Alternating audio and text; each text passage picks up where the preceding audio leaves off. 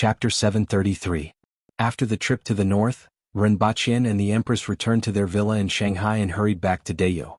When he returned to Earth again, it was exactly 21 days later. As soon as he returned, he received news that the location of Wuxia City had been chosen. There were a few locations to choose from. One was the prairie in the north and the other was the plateau in the west. It was easier to prohibit ordinary people from entering. However, they were all rejected by Rinpoche. In such a sparsely populated place, an inexplicable nuclear test could destroy the entire Wuxia City. Although the possibility wasn't high, it couldn't be avoided.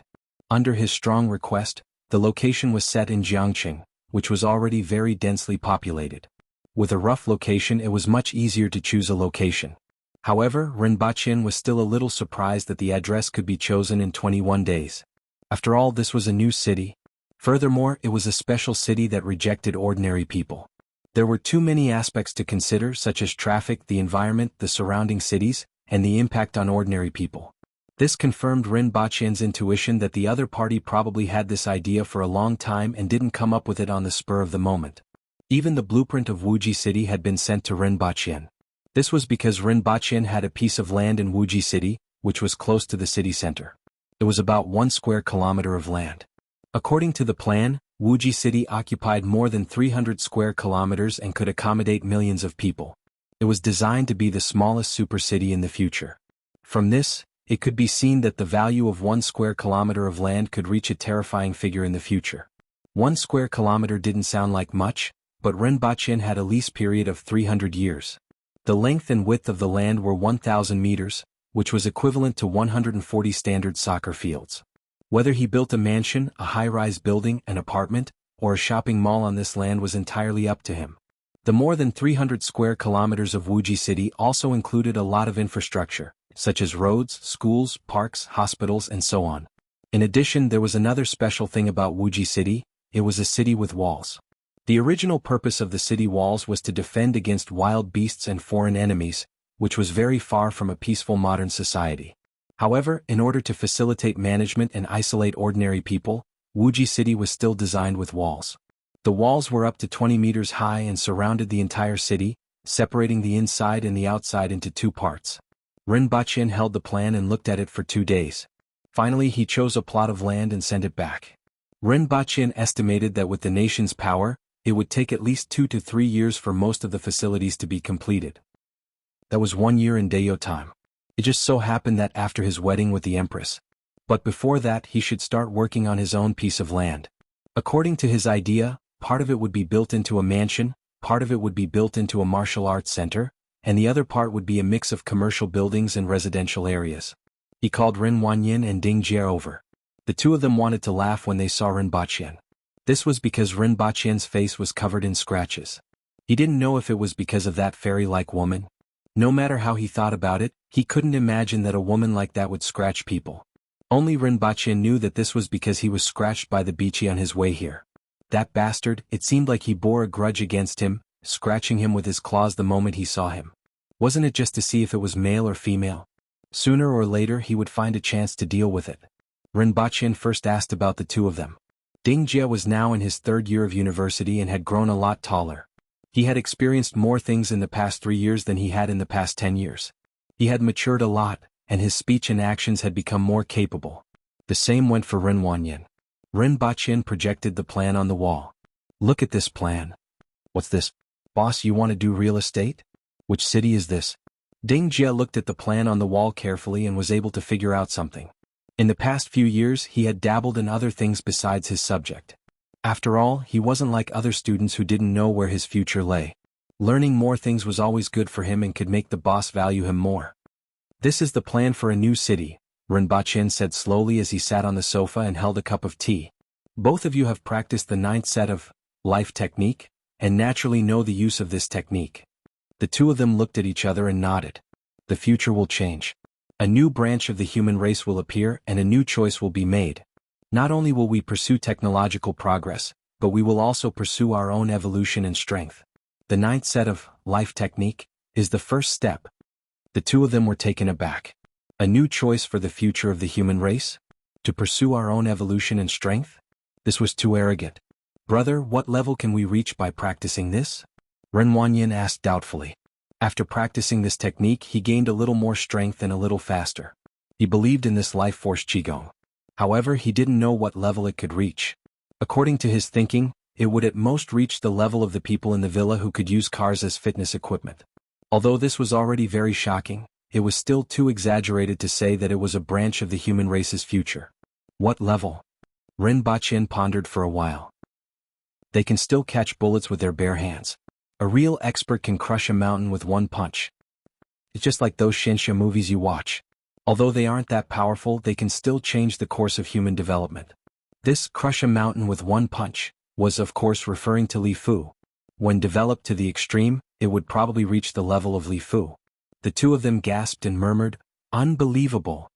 It's indeed hard to believe, but I saw it with my own eyes, so you don't have to doubt it. I'm just telling you about the possible future. Under such circumstances, the announcement of this technique will definitely have an impact on the world's perception, and the structure of the entire world will also change. Boss, are you planning for the martial arts centers?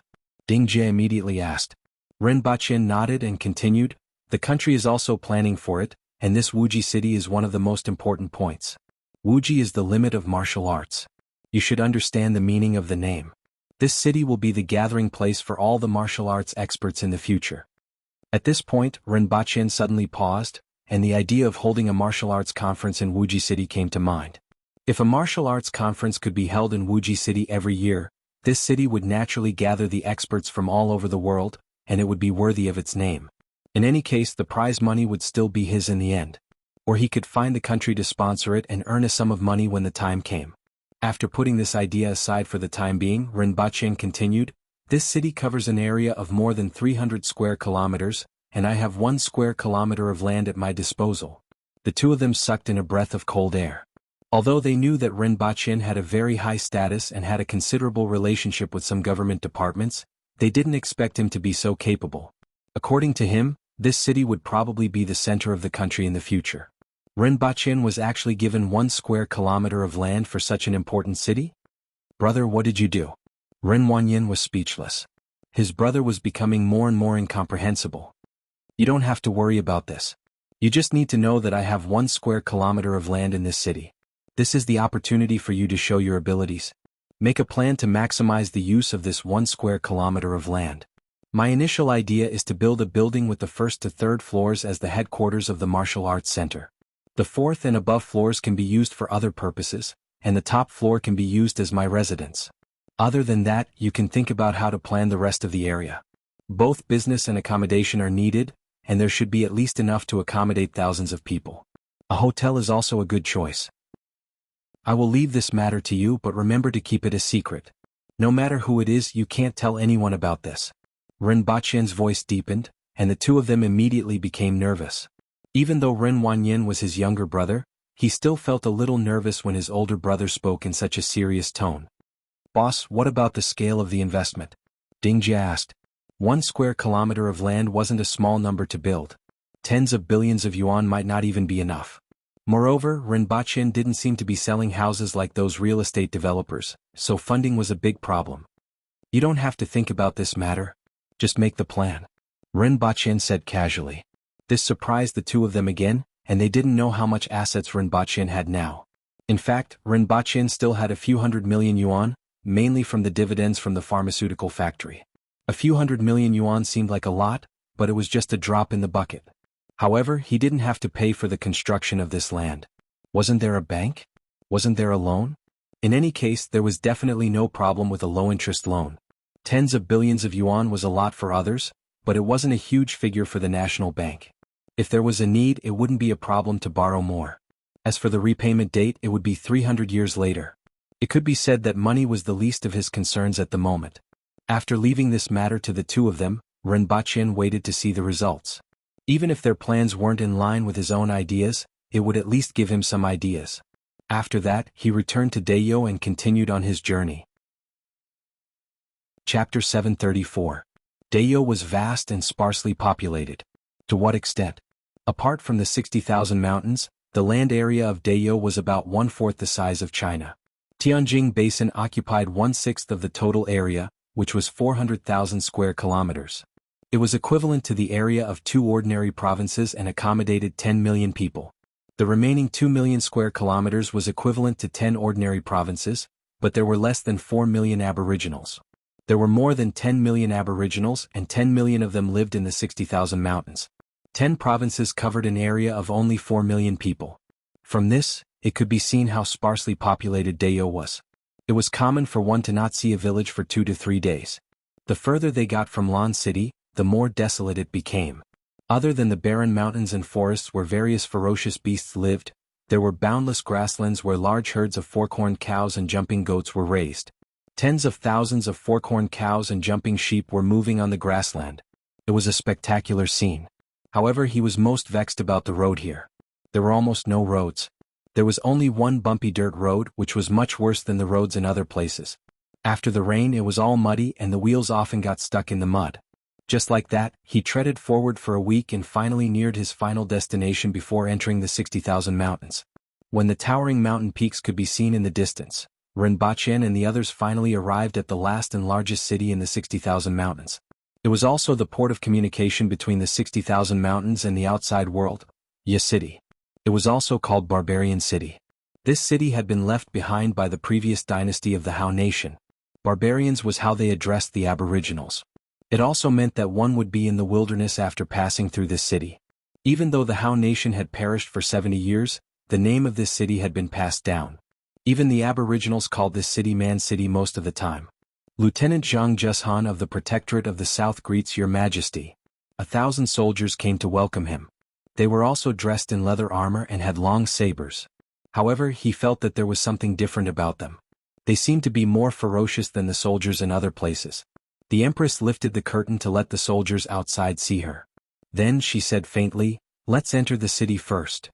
Yes. After traveling for another half a day, they were getting closer and closer to Ya City. However, what attracted him the most was still the mountains in the distance. Mountain peaks stood erect like pillars between the heavens and the earth, piercing straight into the clouds. At a rough glance, there were at least 100 such mountains. It was an extremely spectacular sight. Between these mountain peaks, there were many shorter mountain ranges that meandered up and down with no end in sight. Looking at it from here, there were only mountains and nothing else could be seen. That was the 60,000 mountains. When he arrived at the foot of Ya City, he finally shifted his attention to it. The city walls were all built with gray boulders and were filled with coldness. There were sharp protrusions on top of the city walls, like the fangs of a wild beast, covering the entire city walls.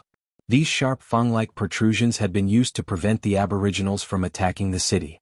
Who knew how much blood of the Aboriginals and Jing tribe had flowed on them? After entering Tooth City, there were rows of tall stone houses. The doors were 3 meters tall and the houses were 4 meters tall. There were no decorations and it was filled with a simple and unadorned feeling. What he was more concerned about were the Aboriginal commoners who stopped to watch from both sides of the road. Some wore cloth clothes, some wore animal skins, some were bare-chested and had tattoos all over their bodies, and some even wore clothes woven from grass. Some had bird feathers tied to their heads, some had beast tails on their shoulders, some had snakes coiled around their bodies, some had lowing horns on their necks, and many had rows of fangs on their necks. There were also all kinds of tame beasts. There was a white saber-toothed tiger, a black man who exuded a strong aura, a giant snake with gold and silver patterns, a monkey that was about the size of a human, and a giant bird that was as tall as 2 people. It was a bizarre and dazzling scene. Rinpoche felt as if he had entered another world. There was only one thing in common, and that was that all of them exuded a wild aura. Those people are from different regions. The people of each region have their own unique characteristics, which is a way to show their identity. For example, those with bird feathers tied to their heads are from Haishan. Those with beast tails, such as the tail of a saber-toothed tiger, are from Red Earth Peak. Those with a furry raccoon tail are from Stony Mountain. The Empress said as she looked at the various men and women outside. "Has your Majesty been here before?" Rinpoche turned his head and asked. "I came here once when I was young," the Empress replied faintly. "Your Majesty's memory is really good." Rinpoche was speechless. It had been more than 10 years since she was young, yet she still remembered it so clearly. She was indeed a cheat-like player. "They are my people, so I naturally have to remember them," the Empress said as she stood up, pulled open the curtains of the imperial carriage, stepped out, and stood there looking down at the crowd. "It's the little emperor. The little emperor is back. Her Majesty is back. There was a commotion outside and many people were shouting that the little emperor was back. Their voices were filled with joy. It seemed that seeing the empress made them very happy. However, the empress had been on the throne for 9 years, but in the eyes of these aboriginals who were far away from Lan City, she was still a little emperor. Your Majesty, do you still remember Yanchuan village on Red Earth Peak? You even rested in our village back then. I even ate at Yanchuan village on Red Earth Peak. It was a golden feathered eagle that my father hunted. Someone immediately shouted. These people didn't know any etiquette, but there was a kind of simplicity in the mountains. Although their voices were messy, it made the empress feel peaceful from the bottom of her heart. Don't shout. Why are you shouting in front of Her Majesty? The general who had welcomed the empress immediately reprimanded the commoners by the roadside. It's nothing. The empress waved her hand, looked around and said calmly, I came back this time to enter the mountains and see if you are doing well. It's fine, but salt is too expensive now. Also, no one is buying animal hides. Someone immediately shouted. This is temporary. There is a war in the north now. When we win, there will be a large number of salt fields and the price of salt will drop. You can keep the animal hides for now. Someone will buy them in a few days, the empress said calmly to the crowd. That's great. If there is a shortage of manpower during the war, let us know. My son was one step too late last time and didn't become a soldier. I will. The empress laughed. Little emperor, are you going to get married? Someone suddenly shouted. The empress nodded her head and smiled. Yes, someone will send news about my marriage soon. Chapter 735. Boo. As soon as Rinpoche came out and stood there, he was met with loud cheers. It made him feel like he wasn't in Yi City but Diyun society. Rinpoche's body was considered extremely strong for an ordinary person, but in the eyes of the aboriginals he was still thin and weak. In particular, his appearance was too feminine according to the aesthetic standards of the aboriginals. He lacked that fierce aura and was simply a gigolo. The aboriginals didn't have such a term, but it felt similar. Rinpoche felt that he was quite innocent. With his current appearance he would be considered a strong man on earth, but in the eyes of the aboriginals he was still a gigolo. It could only be said that this was a racial restriction. The empress and Rinpoche showed up in the city and then moved into the general's residence. Although there was no general in this city, there was a general's residence that had at least a few hundred years of history. Fortunately, the style of the residence was the same as that of the city. It was built with huge stones and hadn't changed much even after hundreds of years of wind and frost. It was just that it had been poorly taken care of. Even though it had been tidied up before the empress arrived, it still looked a little old. The group stayed in Yi City for 3 days. Rinpoche first made a trip back to Earth and brought back the crocodile meat to give away. The crocodile limbs that were sent to the Messier 87 department were finally found to be effective after various tests.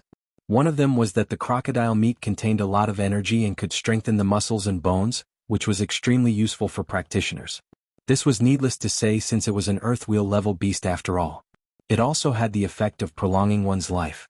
Although it wasn't as effective as elixirs such as the jade embryo, which could extend one's life by 20 years and preserve one's appearance, it was still extremely effective and was already a rare treasure for earthlings. Secondly, the crocodile liver could produce new blood, which was also extremely important for older practitioners. The heart of the crocodile could nourish the heart and calm the nerves, and it could even cure some heart diseases. The tail of the crocodile had the best effect of prolonging one's life, strengthening one's body and reducing cell aging. According to speculation, if an ordinary person ate the entire crocodile, their life would be extended by at least 10 years. This showed how precious this giant earthwheel crocodile was. The only pity was that this crocodile didn't have much effect on earthwheel experts, who had a much longer lifespan than ordinary people. It just so happened that Rinpoche had obtained a plot of land in Wuxia City. As such, he did them a favor at little cost and brought back some of the items from the crocodile to give to the big shots in the capital. In addition, the crocodile kidney had a strong effect of nourishing the kidneys, and the crocodile penis had a strong effect of boosting one's sexual function. Rinpoche was going to keep it for himself to roast the kidneys and make wine. After returning from Earth, Rinpoche strolled around Yi City. In fact, Tooth City wasn't small. After all, it was the largest city outside the 60,000 mountains and could accommodate hundreds of thousands of people. However, with the departure of the merchants, the Tooth City became deserted. There were only a few tens of thousands of people in the city, therefore it looked a little deserted. However, it was still an eye-opener for Rinpoche after spending 3 days in the city. All kinds of rare herbs, rare beasts, hides, and rare ores could be seen in some of the stalls in the city from time to time. Unfortunately, with the departure of those merchants, only a small number of aboriginal caravans were collecting the herbs. For example, the Empress's caravan, the people from the clinic, and a shop called San Fentang that was arranged by Rinpoche. Needless to say, the Empress's caravan collected the herbs mainly for the palace and for Rinpoche's training. San Fentang provided various herbs for the rearguard commandery. The name came from the fact that the purchase price was 30% of the market price. In this world where communication was underdeveloped and transportation was difficult, merchants often purchased goods at 10% of the market price or even lower. Even on Earth, most of the time, the purchase price was only 10% or 20% of the market price. Rinpoche was already benefiting the people by using 30% of the market price. As a result, even though San Fentang had only been established for 2 months, it had a great reputation and was highly praised. In addition to those rare items, Rinpoche also saw many strange things in the city. For example, there was a kind of fruit man flower. The flower was a lifelike image of a naked man. It was said that eating this thing was good for boosting one's sexual function. Rinpoche was skeptical when he heard this. He then bought a sack and asked someone to load it into the carriage. What's this? After walking for a short distance, Rinpoche saw a pot of flowers placed by someone. The 2 blue flowers on the pot looked like 2 mandarin ducks on earth with their necks crossed. Cross-eared flowers. We use them to give our lovers. The man who set up the stall looked up at Rinpoche and seemed to recognize him. Are you Her Majesty's husband? You look skinny and weak. You look like him. Rinpoche smiled. How much are these flowers? They are for you. It's just a pot of flowers. The man said generously. Rinpoche cupped his hands and said, Thank you very much. The man waved his hand and said, Just make Her Majesty happy. When Rinpoche returned with the flowers, he saw a few students strolling in the city. When they saw Rinpoche carrying the flowers, they immediately came up and asked curiously, Teacher, what is this? I only envy mandarin ducks, not immortals. This is a mandarin duck flower. Rinpoche immediately changed the name of the flower. After changing the name, it immediately felt a lot more elegant. What are mandarin ducks and what are immortals? The students asked again. Rinpoche wasn't in the mood to explain to them. He waved them away and hurried back to the general's residence.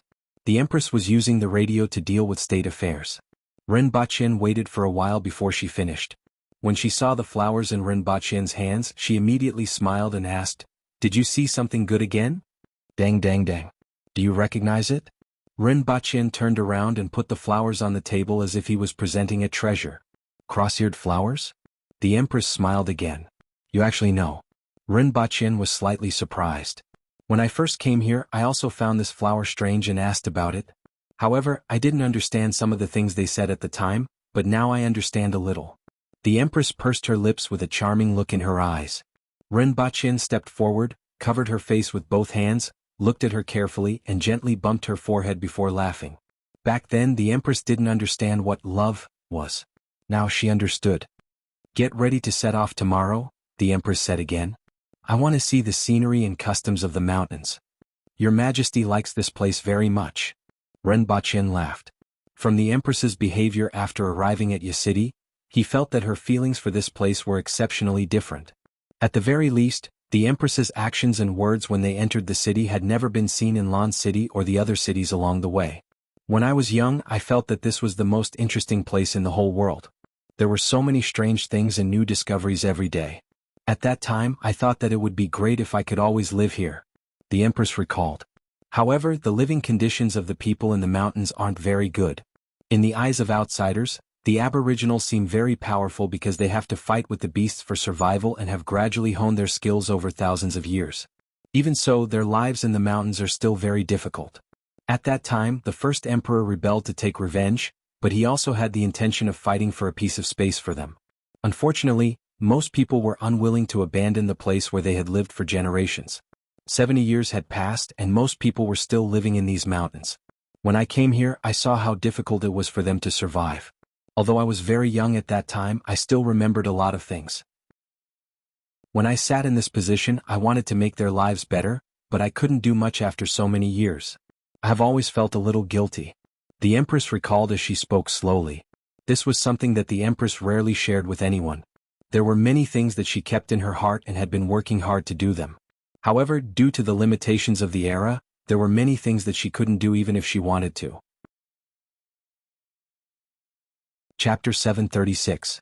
The next day they left the Empress's carriage and all the carriages in Yi City and set off again. The fork-horned cows were also left behind in Yi City. Other than the Empress who was riding the Kirin Chi Shui, everyone else was riding jumping goats. Many of the goats had large leather bags hanging on their sides. In fact, these were the stomachs of strange beasts. They were extremely tough, could be enlarged and could only fit a few people. When shrunk, they were only the size of a fist. Rinpoche had seen them in Lan City before, but there were very few of them. These stomachs had always been very popular with caravans, but now that the merchants had all returned to their respective countries, they had accumulated more than 300 stomachs in Lan City over the past year. Now, Rinpoche had bought all of them and equipped them for the winged cavalry to carry their supplies. It took them half a day to get from Yi City to the entrance of the 60,000 mountains.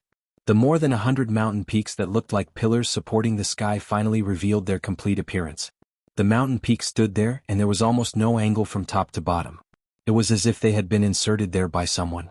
Trees and vegetation grew from the cracks in the rocks from bottom to top. Birds flew around the peaks, and the cries of apes could be heard from time to time. The overlapping mountain ranges that he saw in the distance were all behind the mountain peaks. These peaks formed a fan shape and stood outside the 60,000 mountains like a barrier. Rinpoche had asked in the city before and found out that there were a total of 108 peaks, which were called the forest pillar screens. This number was very interesting to Rinpoche. 108 represented a lot of things in China. In Chinese culture, 108 represented perfection. Many buildings had the number 108 on them. For example, the lowest level of the Temple of Heaven had 108 stone railings, and the Chinian Palace had 108 stone railings on each level. In Buddhism, 108 represented 108 types of afflictions and were called the 100 defilements. In Taoism, this number also represented the heavenly spirits and earthly fiends. The most famous one was the 108 heroes in water margin, which were the heavenly spirits and earthly fiends. There were exactly 108 forest pillar screens here. This made it hard for Rinpoche not to suspect that these forest pillar screens were man-made. Otherwise, why were there 108 of them? Not 107 or 118. But how could these 108 towering mountains in the sky be created by a human? If there was anyone who could create it, it would be the gods in the heavens. If this was a creation of nature, then it could only be said that it was truly the work of the gods, and it would make people gasp in admiration. Moreover, there was another strange thing about the forest pillar screen. This forest pillar screen occupied a large area, tens of thousands of acres. It was covered with dense forests, birds and beasts, and it was close to the outside world. Logically speaking, it was a good place to build a village. Unfortunately, there was not a single stockade in this forest of forest pillars. It was said that there was once a stronghold that moved to this place, but within 2 or 3 years, it had fallen into ruin. There were all kinds of reasons, including natural and man-made disasters. In the end, the people in the stronghold either died or fled. After a long time, no one dared to build a stronghold here. This bizarre number and this bizarre rumor made Rinpoche feel a certain amount of reverence and curiosity toward this forest of pillar screens. Within the range of the forest pillar screen, it was all dense jungle. There were trees that were more than 10 meters tall and shrubbery all over the field of vision. It was almost impossible to see beyond 5 meters. There were only extremely narrow paths in the forest. The vegetation here grew extremely fast. After a path was cut, it would be covered with new vegetation in a few days. Only after a long period of time did a path gradually form in places where people passed by. It seemed that the plants also knew how to seek advantages and avoid disadvantages. If the branches and leaves in one direction were always broken, then after a long time, that side would not grow again. The group rested outside the forest. From time to time, Rinpoche wanted to touch Chi Shui's belly. This wretched action made Chi Shui feel disgusted and immediately lay on the ground when it saw him. Well, I can't touch it like this. It had to be said that Chi Shui had a good temper. If it were a cat, it would have scratched him. After resting, the group plunged into this forest and soon approached a mountain peak. Rinpoche specially greeted the Empress and jumped onto a tree branch, wanting to cross over to take a look at the mountain. Then, a snake that had its tail stepped on gave him a bite. At that time, Rinpoche cursed as if he had cat a dog. After throwing the snake down the tree, Rinpoche looked behind him for help and asked, "I was bitten by a snake. What should I do?" Sir Ren, this is a king snake. It's not venomous. The winged cavalry warrior who followed behind him laughed. The name sounds pretty powerful. Ren Bachin smacked his lips and was relieved to hear that it wasn't venomous. This snake likes to eat other snakes no matter how venomous they are. It feeds on snakes, so it's called a king snake. One of the winged cavalry warriors laughed. Sir Ren, are you going to see the mountain? I'll clear the way for you. Another winged cavalry warrior took out his steel saber and jumped toward the tree trunk in front. A saber light flashed in midair, and half of the branch immediately fell. The branch was still twisting in the air. That's a deadwood snake. It's very venomous. If you get bitten, you have to find fern bud grass nearby to detoxify it.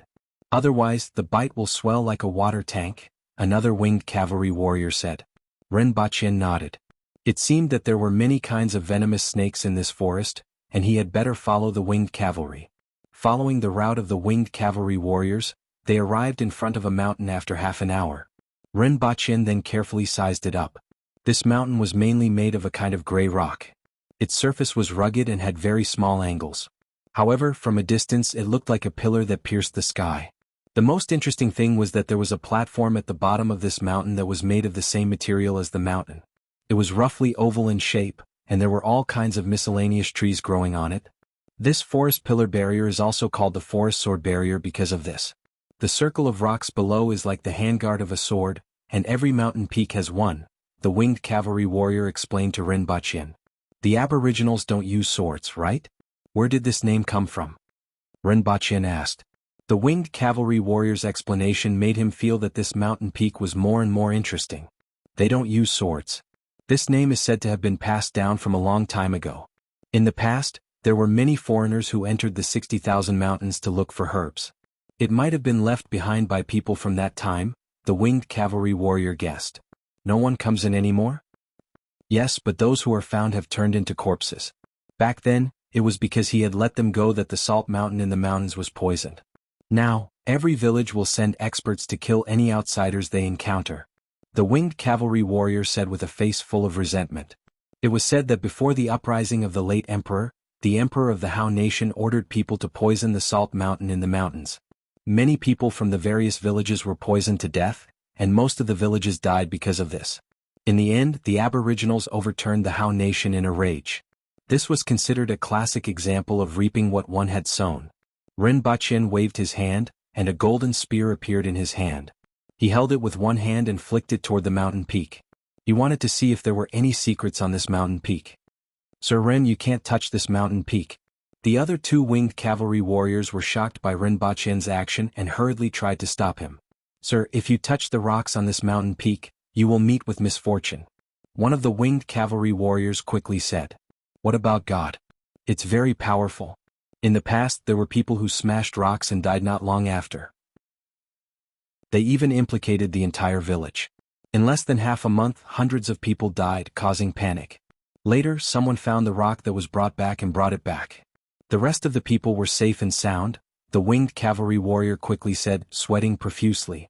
Looking at his expression, it was obvious that he was shocked. Although these aboriginals were rough, they were still very respectful of certain things.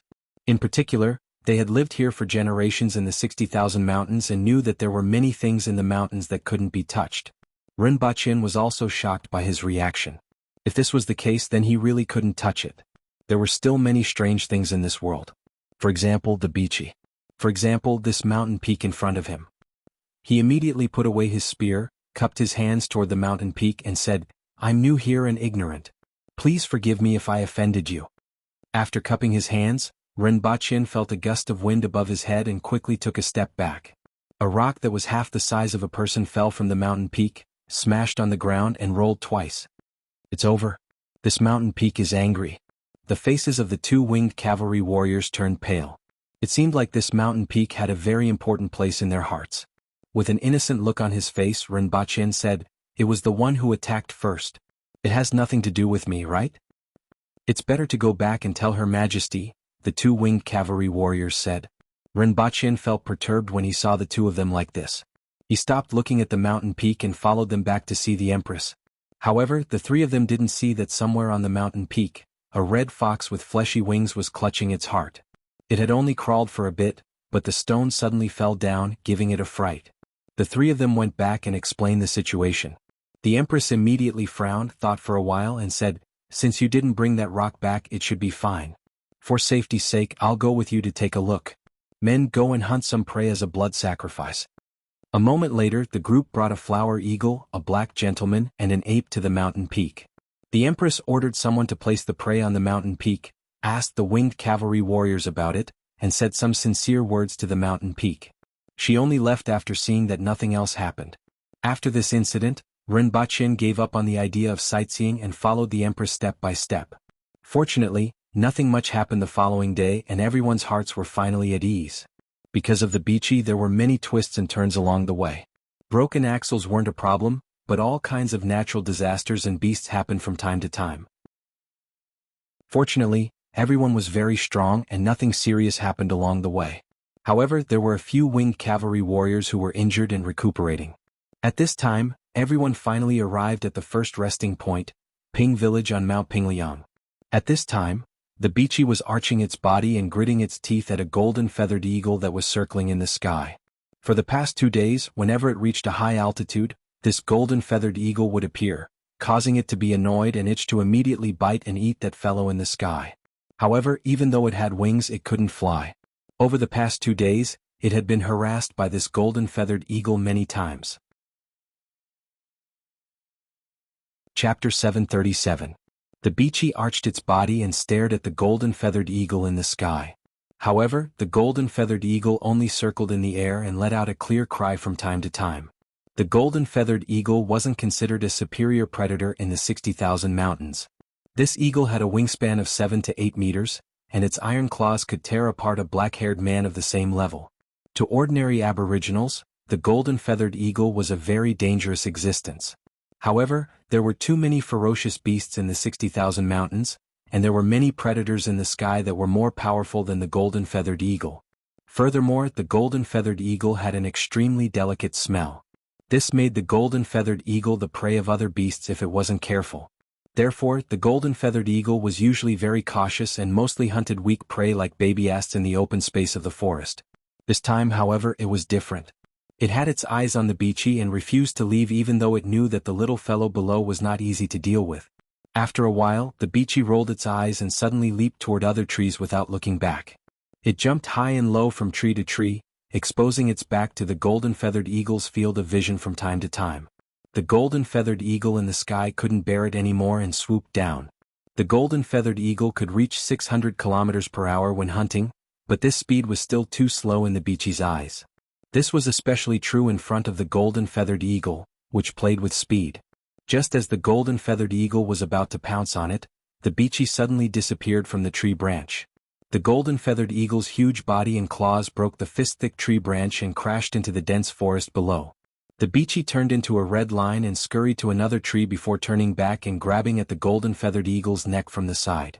In an instant, the golden feathered eagle's neck was torn in half. Fresh blood sprayed out and emitted an alluring bloody smell in the forest. The golden feathered eagle wanted to use its iron hook to tear the beachy apart before it died, but it missed. The golden feathered eagle struggled in midair as it smashed a few tree branches and fell. By the time it landed on the ground, it was already half dead. The beachy jumped onto the golden feathered eagle's back and shook its tail gently. Its small eyes were full of pride. However, it didn't feel proud for long before its eyes widened and its short fur stood on end. Just a few dozen meters away from him, a jet-black fellow was looking at him with a pair of cold and cruel eyes. It was a 4-meter-tall bird. The black fish all over its body emitted a metallic glow. His eyes were filled with ridicule. The beachy was startled by the fact that there was a dire beast here that it hadn't discovered before. However, it was only a slight shock. The beachy jumped down from the body of the golden feathered eagle. It first took a few tentative steps towards the ferocious beast. Then, it hopped to one side then to the other side. Its small eyes looked at the black beast for a while, then looked around. The strange black bird just looked at the bouncing beachy with a mocking gaze. It didn't move at all. The beachy seemed to be a little bored. It jumped 10 meters away from the strange bird and raised its head to look at it. It seemed to find this uncomfortable, so it jumped onto a branch and looked down at the strange bird. Only then was it satisfied. "Woof!" the beachy barked. His voice carried a hint of provocation. Then the black bird moved. Like a bolt of black lightning. It crashed directly into the tree beneath the beachy. Boom. More than half of the tree was sent flying. Even though the beachy jumped away in time, it was still shocked by the speed of the black bird. Fast. Very fast. This was the first time it realized that there was such a fast creature besides itself. The black bird rushed to the tree where the beachy was resting. With a flap of its wings, it cut the tree in half like a steel knife. Just like that, the two beasts started fighting in the forest. The beachy fled while the black bird chased. Like a bulldozer, it cleared a path in the forest. One by one, the towering trees fell with a loud crash. Very soon, the beachy felt like cursing. How could this fellow be so fast? Didn't it feel tired? No matter how fast it ran or how hard it tried to hide, it couldn't shake it off. It was like maggots on a bone. Wherever it went, that fellow followed. It didn't even have a chance to breathe. Ping Village on Mount Pingliang. When the Empress and her party arrived, the entire village naturally came out to welcome them. Everyone in the village came out to welcome the Empress. However, what caught the Empress's attention was that many of them were injured. Rinpoche looked around and saw about 500 to 600 people. The men were wearing animal skin shorts, the women were wearing shorts and tube tops, and only a few elders were wearing cloth clothes. However, many of them were injured. There were at least 20 people with different injuries on their bodies. There were both men and women among them, but without exception all of them were at the Kismet Heaven level, which was equivalent to the Earth Wheel level. As for the other four-way heaven villagers, they were fine. Shangping Village welcomes Your Majesty's arrival. This is the first time Your Majesty has returned in more than 10 years. Please don't blame us for coming late. A few elders in cloth clothes came forward and said to the Empress. Even though they looked calm, one could see the worry between their eyebrows. What's going on? The Empress raised her eyebrows and asked. Shangping Village wasn't considered a big village, but because it was close to the forest pillar screen and Ya City, it had always been a place that the Aboriginals had to pass through. As a result, its situation had always been pretty good. Many of the weaker villagers simply gave up the tradition of hunting for a living and became middlemen instead. They were the kind of guides who brought Aboriginals out of the mountains to Ya City to sell herbs and ores, as well as to buy salt and iron for a small fee. Furthermore, this was the periphery of Shangping Village. There weren't any ferocious beasts around it, so it had always been very peaceful. However, it seemed like there was a problem now, especially with the injured Kismet Heaven martial artists in the stronghold. If he remembered correctly, the Shangping stronghold rarely fought with others. They had also recruited people from other strongholds, so there were at least 60 to 70 Kismet Heaven martial artists in the stronghold. Now only 20 of them had come out. Where were the rest? Your Majesty, you must be tired. Please enter the village and rest. The elders didn't answer and instead invited the Empress into the village. Shangping Village wasn't a big village, but there were many stone houses in it. Many of them were empty and could be used by the Aboriginals to rest. Furthermore, they didn't charge any fees. It was precisely because of the important location of Shangping Village and this method that it had a good reputation among the other villages. The moment Rinpoche entered the village, he smelled the lingering smell of blood. He looked in the direction of the smell and saw 7 or 8 corpses placed at the side with straw mats covering them. What the hell is going on? I want to hear it, the Empress asked. The elders hesitated for a while before replying, We didn't want to disturb Your Majesty. A few months ago, a crow general appeared out of nowhere and settled down nearby. It was extremely powerful and the people in the village wanted to drive it away at first. However, many of them were injured instead. Nowadays, the people in the village are often attacked by it when they go hunting. If this continues, I'm afraid we won't be able to stay in Shangping Village. The Empress raised her eyebrows and asked, A Cardinal Heaven Crow General? Yes. It must be a Cardinal Heaven expert. Over the past few days, 31 Kismet Heaven experts have been killed or injured by it. The elders nodded. Rinpoche looked at the Empress thoughtfully and asked, Your Majesty, there aren't many crow generals with such strength, right? I've rarely heard of them. Gong Zheng, the commander of the winged cavalry, replied. Rinpoche nodded. Last year he had seen a crow general with this kind of strength in Tianjing Basin. It was one of the 3 most powerful strange beasts in the 6 doors. During the final battle, all the other people and strange beasts were killed, but that crow general escaped. This one couldn't be that one, right? After all, such a powerful beast had its own territory and wouldn't easily move to an unfamiliar place. In particular, this was the periphery of the 60,000 mountains, where such a powerful beast shouldn't appear. In particular, it was a rare beast like the crow general. If it was the one in Tianjing Basin, it would make sense. Rinpoche didn't know how it came here from Tianjing Basin. Soon he became excited again. He was envious of that crow general. Not only was it powerful, but it also had extraordinary strength and a body like steel. Most importantly, it could be ridden. Back then he saw that crow general run away with Taitu Mongshan and that monkey on its back. If the Empress could subdue this crow general, it would be a good thing. Although it wasn't as awe-inspiring as Chishui the Kirin, it was still a top-notch mount. Most importantly, they had obtained records of this crow general from the 6 doors when they were clearing them out. Chapter 738. Rinpoche thought that the Empress would immediately send people to search for traces of the crow general. However, she didn't. Instead, the winged cavalry warriors were scattered outside while the Empress and Rinpoche rested in the largest house in the village. The environment was simple and crude, but there wasn't much to dislike in this place. Even though the Empress wouldn't mistreat herself, she wouldn't be picky about the kindness of her people. They rested for a night.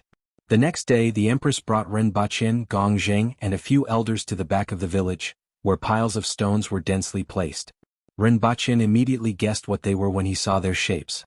These were the graves of this village. There were only a few hundred people in the village, but there were at least thousands of these stones. Some of the stones were larger and were scattered among them, making up about 1/10 of the total. Most of the stones were stacked together with a dozen fist-sized stones. First, someone brought a wooden basin of water over. Following which, the Empress stood in front of the graves and said in a deep voice, "I'm the monarch of Dayo and the ruler of the Aboriginals. Today I'm here to ask if the souls of the ancestors are willing to protect Dayo?" There wasn't much etiquette. The Empress simply stood there and asked a simple question. With these words, a gust of wind blew through the air. The elder in the village put a thin branch into the basin, and it immediately stood firmly in the water as if it had taken root. The Empress cupped her fists and said, "Thank you very much. As long as I'm on the throne, I will naturally seek a better life for my people. Everyone please protect Dayo and the Aboriginals." Gongzheng and the other elders also cupped their fists. Upon seeing their actions, Rinpoche imitated them and cupped his fists. Everyone turned around and returned. There were no offerings, no livestock, nothing at all. It was just a simple question, a simple tree branch and a simple answer. After returning to the village, Rinpoche asked, "Your Majesty, what happened just now? I didn't come before, but now that I'm here, I have to greet you." The Empress said casually, "Are the souls of the ancestors really still there?" Rinpoche asked softly. The Empress looked at him strangely and asked, "Why do you ask? Didn't they answer?" "I just find it a little unbelievable." When Rinpoche recalled the scene where the tree branch stood motionlessly in the water, he still felt that it was somewhat unbelievable.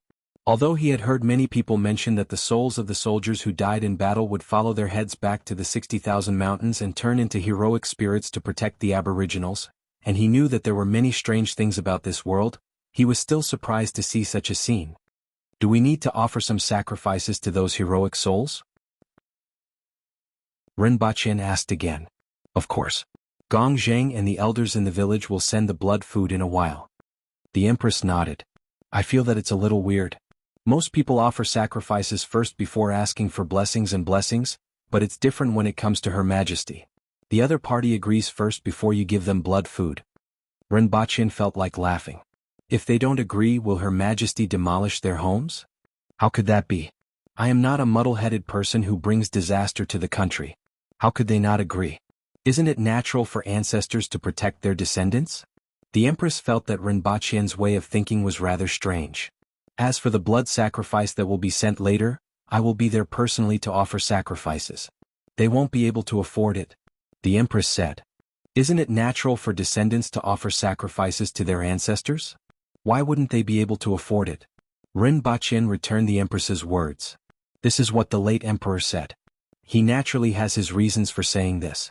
The Empress immediately shut Rinpoche up. The late Emperor that the Empress was talking about was naturally the first Emperor of Dayo and not her father.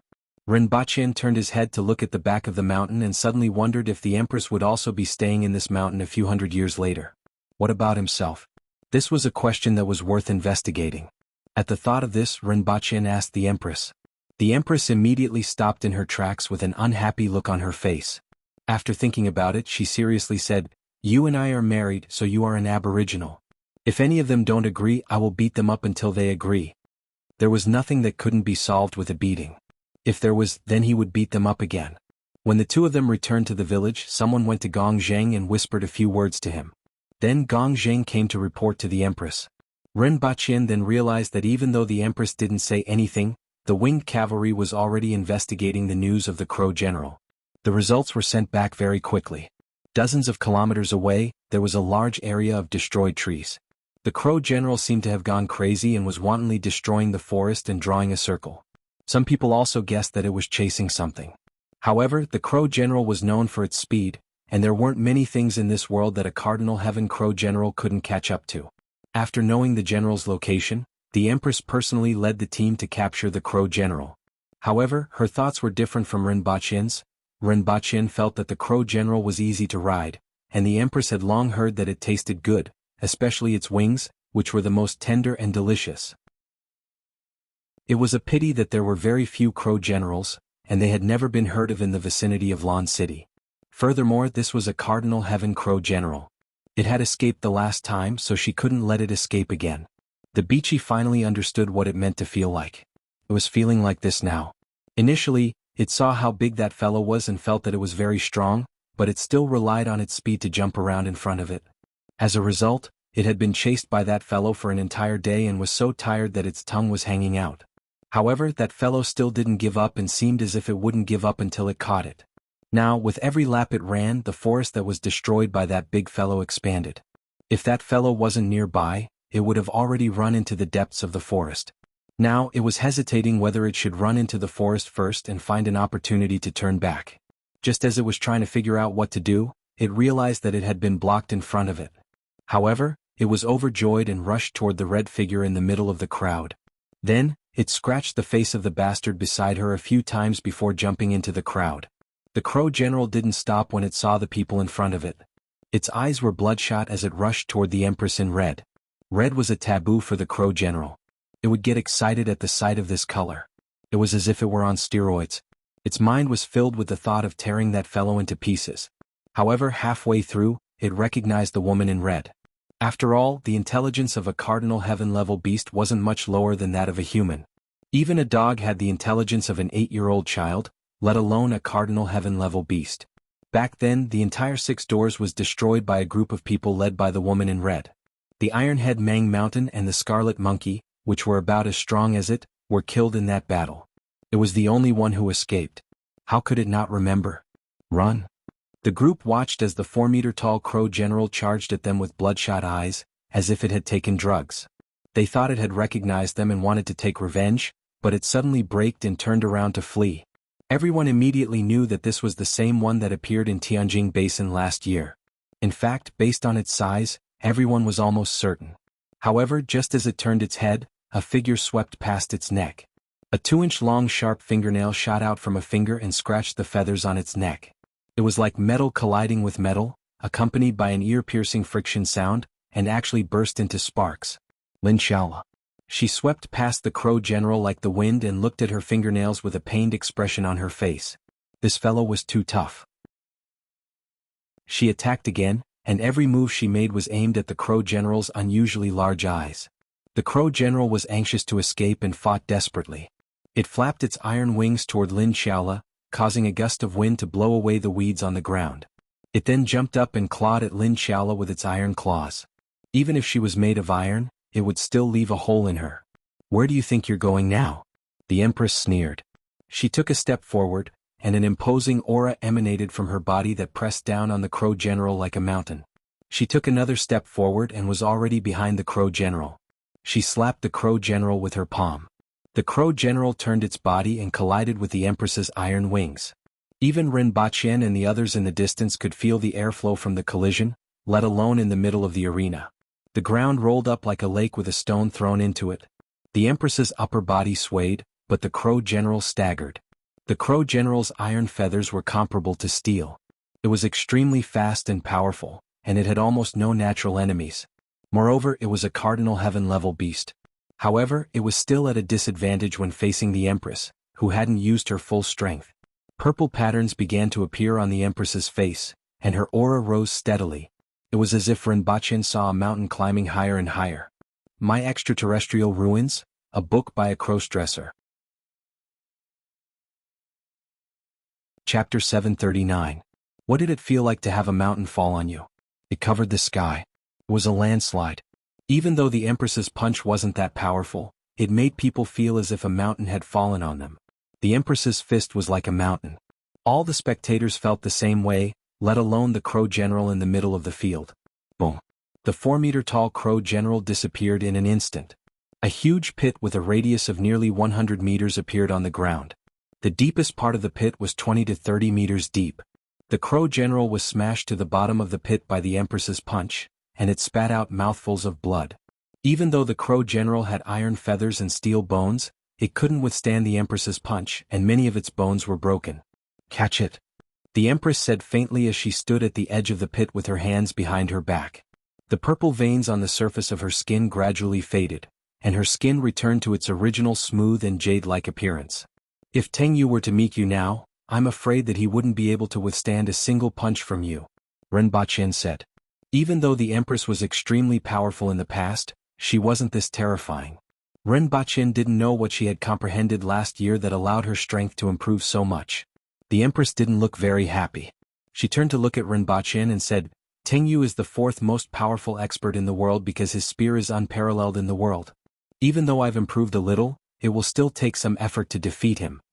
You have obtained his golden spear and his comprehension. If you cultivate diligently, you might be able to reach his height. The Empress had put in a lot of effort for Renbachien. However, Renbachien licked his lips and said, It's fine as long as I can advance to the next level. As for fighting, that's not suitable for me. He really wasn't interested in fighting.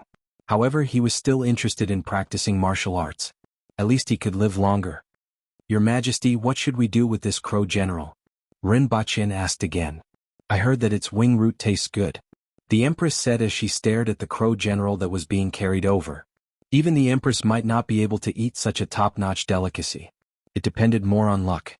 Lin Xiaola squatted at the side and drooled as she stared at the Crow General's neck. The half-dead Crow General was being carried over.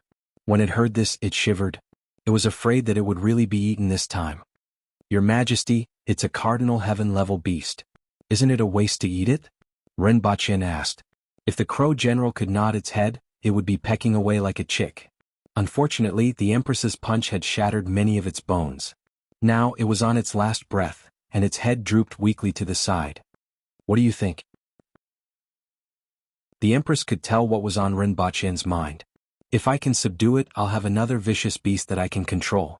Even as a mount. Renbachien felt that it would be a waste to eat it. If eating the Crow General could increase one's strength or extend one's lifespan, he would have already prepared a pot. However, the Crow General's meat only contained a little more energy at most and had some other uses. In fact, it was meaningless to someone as powerful as the Empress and not very useful to Renbachien. Just like that giant crocodile. In that case, he might as well try to subdue it. The Empress looked a little regretful. Compared to subduing the Crow General, she was more interested in tasting it. Was it as delicious as the rumors made it out to be? However, seeing that Renbachien was interested, she had no choice but to say, Go ahead and ask. If it's willing to surrender, I'll spare its life. Otherwise, I'll kill it. Its wings are quite big, so we can roast one and steam the other. The Empress had even thought of how to eat it. The Crow General wasn't very courageous to begin with. The only reason it looked so ferocious was because it was powerful. If the Empress could spare its life, it would naturally be very willing. Hearing that the Empress was studying how to eat its wings scared it half to death. It wanted to surrender, but it couldn't do so and could only helplessly vomit blood. Renbachien looked at the Crow General. This fellow was at the Cardinal Heaven level, and he might not be able to persuade it to surrender. He still had to use some other methods. After asking someone to carry the Crow General back to the village, Renbachien asked someone to catch some birds. The Crow General caused quite a commotion when it was carried back to the village. If the winged cavalry warriors hadn't stopped it, it would have been stoned to death. Finally, it was placed in a corner of the village. Everyone was afraid that it would still have the strength to fight to the death, so they tied it up tightly. After a long time, Renbachien finally came over while the Crow General anxiously looked at him. Why don't you ask me? I'll surrender if you ask me. I've gathered some strength now, so I can still nod my head. However, Renbachien didn't have any intention of asking it. He first asked the people from the Imperial Kitchen to bring 2 large birds over and set them on fire in front of the Crow General. He first roasted the large birds on the rack, then cleaned the charred feathers on their bodies before preparing the 2 birds. One pair of wings was placed on the fire to roast. The other pair was marinated in a basin and would be made into honey bird wings later. One of the necks was made into spicy bird neck and the other into smoked bird neck. Rinpoche asked someone to find some stones to heat over the fire before slicing off the breast meat and frying it. As for the legs, one pair was fried and the other pair was stewed with herbs. There were also the heads, livers, hearts and stomachs. Rinpoche cut these 2 birds into 8 pieces and made 16 dishes. From time to time he would give pointers to the people from the imperial kitchen on how to prepare the parts. Finally, he didn't even spare the bones of the birds and asked them to make a stone frame for the birds. The Crow General trembled as it watched. It was so anxious that it was trembling. "Why don't you ask me if I surrender or not? Why don't you ask me? Why don't you ask me?" Its eyes were about to spit fire. If it could jump up now, it would definitely fight to the death with Rinpoche. Rinpoche also paid attention to the Crow General's expression. He couldn't tell anything else, but the anger in its eyes was obvious. He sighed to himself that it wasn't easy to subdue a cardinal heaven-level beast. Before long, the aroma of roasted meat wafted over. Lin Xiaola came out of nowhere and squatted there, drooling as she looked at the roasted wings on the fire. From time to time, she would look at the neck of the black general as if she was measuring its taste. Rinpoche asked someone to give one of the wings to the empress, threw the other to Lin Xiaola, and went to fry the breast meat. After a busy afternoon he made more than 10 dishes. Some of them were given to the empress while the rest were eaten in front of the Crow General. After all, it was a bird and no matter how powerful it was still a type of bird. It would definitely feel sad to see Rinpoche torturing other birds in this way. To put it simply, he was killing the chicken to warn the monkeys. This was the consequence of cooking a feast of bird meat in front of the Crow General if it didn't surrender. Chapter 740. "How is it?" the Empress asked casually when she saw Rinpoche enter. However, the result was obvious from his expression. "That fellow is quite unyielding. I roasted the birds in front of it for the whole afternoon, but it ignored me," Rinpoche said. However, it made sense when he thought about it. They had killed its original owner and companions, and it was the only one who escaped. Now it was beaten half to death. Even if it was a beast, it still had its pride. What's more, it was a cardinal heaven-level beast. Otherwise, I'll just kill it. The Empress didn't care. Having one more cardinal heaven expert or one less cardinal heaven expert didn't matter to her. As long as one could stand in the imperial court, no one was weaker than this. She only took a step back when she saw that Rinpoche wanted to subdue it. In fact, it would be better if he didn't subdue it since she would be able to eat the best delicacy in the world. "I'll try again tomorrow." Before I left, I told it that if it doesn't surrender tomorrow, it will suffer the same fate as those 2 birds today. I'll pluck its feathers and then cut its body into 8 pieces. Each part will be separately roasted, braised, steamed, and stewed in an iron pot. The Empress couldn't help but glance at him strangely. That was indeed the case, but why did it sound so awkward? The next day, Rinpoche sent someone to take the 2 large birds to the vicinity of the Crow General early in the morning. The Crow General stared at him with a murderous look. "Why didn't you ask me if I surrendered? You didn't even ask. How do you know if I'll surrender or not? Don't look at me like that. Heaven is virtuous and all living things are equal. Although you are a beast, you are still a life. That's why I'm temporarily protecting you from Her Majesty. However, I can only protect you for 1 day. If you don't surrender today, I'm afraid that you will suffer the same fate as this unlucky fellow in my hands." Rinpoche used the fire to roast the bird's feathers while speaking unconvincing words. In fact, when he saw the look in the Crow General's eyes, he felt that he might have underestimated the situation. This Crow General probably wouldn't be easy to subdue. If it didn't repent, he would kill it for another day and feed it to the Empress. The Empress had been thinking about this bird for a long time. The Crow General lay on the ground, so angry that the sack on its neck bulged. The Crow General's throat had a sack of meat that was used to store food. Normally, it would be hard to tell if it was empty. If it was filled with food, it would be able to bulge out a huge meat sack. However, when the flesh pouch bulged, there was a gap in the feathers that were originally tightly covering it, and there was also an opening on the neck.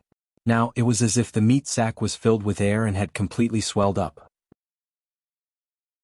Even the iron feather on his throat couldn't block it, revealing the scarlet skin underneath. "Look, this is the neck. It can be roasted, smoked, or stir-fried. It can even be stewed with a good taste. After all, the neck of a bird is flexible and the meat on it is tender," Rinpoche said unhurriedly as he swiftly chopped off the neck. After dealing with the neck, he dealt with the bird's head, then the bird's body, the bird's wings and the bird's legs. The crow general couldn't move and could only listen to Rinpoche's words, feeling both angry and cold. I won't end up being dismembered and eaten like this, right? Damn bastard. I want to surrender, but why don't you ask me? Ever since it was seriously injured by that punch yesterday, it had been left here. After a day, its injuries didn't improve and instead worsened. It even wondered if it would die in such a sullen manner. After another morning, Rinpoche made more than a dozen dishes. He sighed when he saw that the crow general was still looking at him with a murderous gaze. He sat cross-legged near the crow general and asked, I'll ask you again. Are you going to surrender? If you don't, you will be my dish tonight. If you surrender, you will be my mount in the future. When the crow general heard what Rinpoche wanted to hear, it almost shed tears. This was the first time it realized how difficult it was to surrender. That bastard had been cooking in front of it for 2 days and was finally asking it a question. It was afraid that Rinpoche would misunderstand and wanted to nod frantically. However, after a night, the strength that it had accumulated with great difficulty yesterday had gradually dissipated. It could only move its head slightly and nod. Are you nodding or shaking your head? Rinpoche was pleasantly surprised when he saw that the huge bird lying on the ground moved its head. It didn't respond for the entire afternoon yesterday, but it was finally willing to move now. If you surrender, move your head a little, Rinpoche said again. The crow general moved again. This time, Rinpoche was pleasantly surprised. This fellow had been staring at him with a murderous gaze, and he thought that he had no chance. He didn't expect it to surrender all of a sudden. Could this be a trap? Animals wouldn't surrender first and then rebel after their injuries were healed, right? Are you really surrendering? Rinpoche asked. The crow general had used up almost all of its strength after moving a few times. It didn't even have the strength to be angry now. After squeezing out the last bit of strength in its body, the crow general finally nodded slightly. Surrender. It really surrendered. Can you please stop asking? Can't you treat my injuries first? Rinpoche looked at it for a long time, trying to figure out what it was thinking. Although he couldn't tell what it was planning, he finally realized that its eyes were dim and its breathing was weak. It seemed like it wasn't far from death. He quickly asked someone to treat its injuries so that it wouldn't die. Then he rushed back to see the Empress. In any case, he had subdued the crow general this time. It was a capable general and a good mount. Your Majesty. Rinpoche saw the radio in front of the Empress as soon as he entered the room. She seemed to be thinking about something. Let's talk about it later, the Empress waved her hand and said without turning her head. She tapped her fingers on the table twice before speaking into the radio and asking, Great Elder, what do you think? What Lin Mingxing said should be true, but the specific decision still depends on what your Majesty thinks. In my opinion, although the Yun nation is bound to perish, Dayo doesn't have that many officials and can only make an exception to promote people from the bottom. As for the effect, we can only take it one step at a time. According to him, these people will be useful in the future. This time they surrendered to Dayo and won't rebel easily. Even if they rebel, they won't amount to much. Furthermore, they are warlords of their respective cities, so it's a good choice for them to manage the people of the Yun nation. With these people leading the way, I believe that Protector Z will be able to present the Yun nation's emperor before your Majesty's wedding and add a joyous atmosphere to your Majesty's wedding. Great Elder Shi Qing's voice was heard from the radio. The Empress nodded and immediately said, Z Dong Lai. I'm here. Another cold man's voice was heard. Chapter 741. Although the imperial power of the Yun nation was supreme, the warlords of each city were actually hereditary. Their heirs would take over and consolidate the strength of the family in a region from generation to generation. After hundreds of years, the warlords were more or less like local tyrants. The so-called imperial power was just a title in name. According to the history of China, it was almost a replica of the emperors and the feudal lords. However, the feudal lords were replaced by the warlords here. The warlords were divided into factions, and the relationships were extremely complicated. Even if the emperor of the Yun nation wanted to change, it would be difficult for him to do so. However, the lives of the warlords of the Yun nation who were originally tyrannical were extremely difficult. In particular, the corpses of the original owners of most of the cities on the front line of Dayo's army were now scattered on some rocky hills. There were also a few who saw that the situation was not good and threw everything away in time to escape with their lives. The current state of the battle had caused everyone to be alarmed. The officials in the remaining cities were also in a state of panic. In particular, two of the warlords who were facing the front line of Dayo's army ran away when they saw that the situation was not good. The rest also sent their families and children away. However, the warlords who had lost their cities were no different from drowning dogs. Just as they ran back to Wang capital with a glimmer of hope, Zheng Qingmian found an excuse to behead them. There was a strong army outside, but there was also a prime minister who was eyeing the warlords covetously. Even though Zheng Qingmian finally believed that Dayo was preparing to destroy the Yun nation and was prepared to fight to the death with the last of his troops, he still didn't show any mercy to the warlords who had abandoned their cities. They would die if they ran back. However, they would also die if they didn't. Nearly half of the 200 cities had fallen into the hands of Dayo. Even the most optimistic people had an extremely mournful attitude toward this war. Not to mention the warlords who were well aware of the military strength of both sides. Now, some of the warlords had begun to drink and indulge in debauchery every day. They were unscrupulously preparing to enjoy their last days. It was as if the cities were covered by dark clouds, and the atmosphere of despair was freely spreading. At this moment, a person appeared. It was Lin Mengxing, a young scholar in his 30s. He had a glib tongue and persuaded many warlords to surrender to Dayo. There were a total of 47 cities between Wang capital and Dayo's front line. It could be said that once these 47 cities were opened, there would be no more barriers in Wang capital except for the 3 defense cities.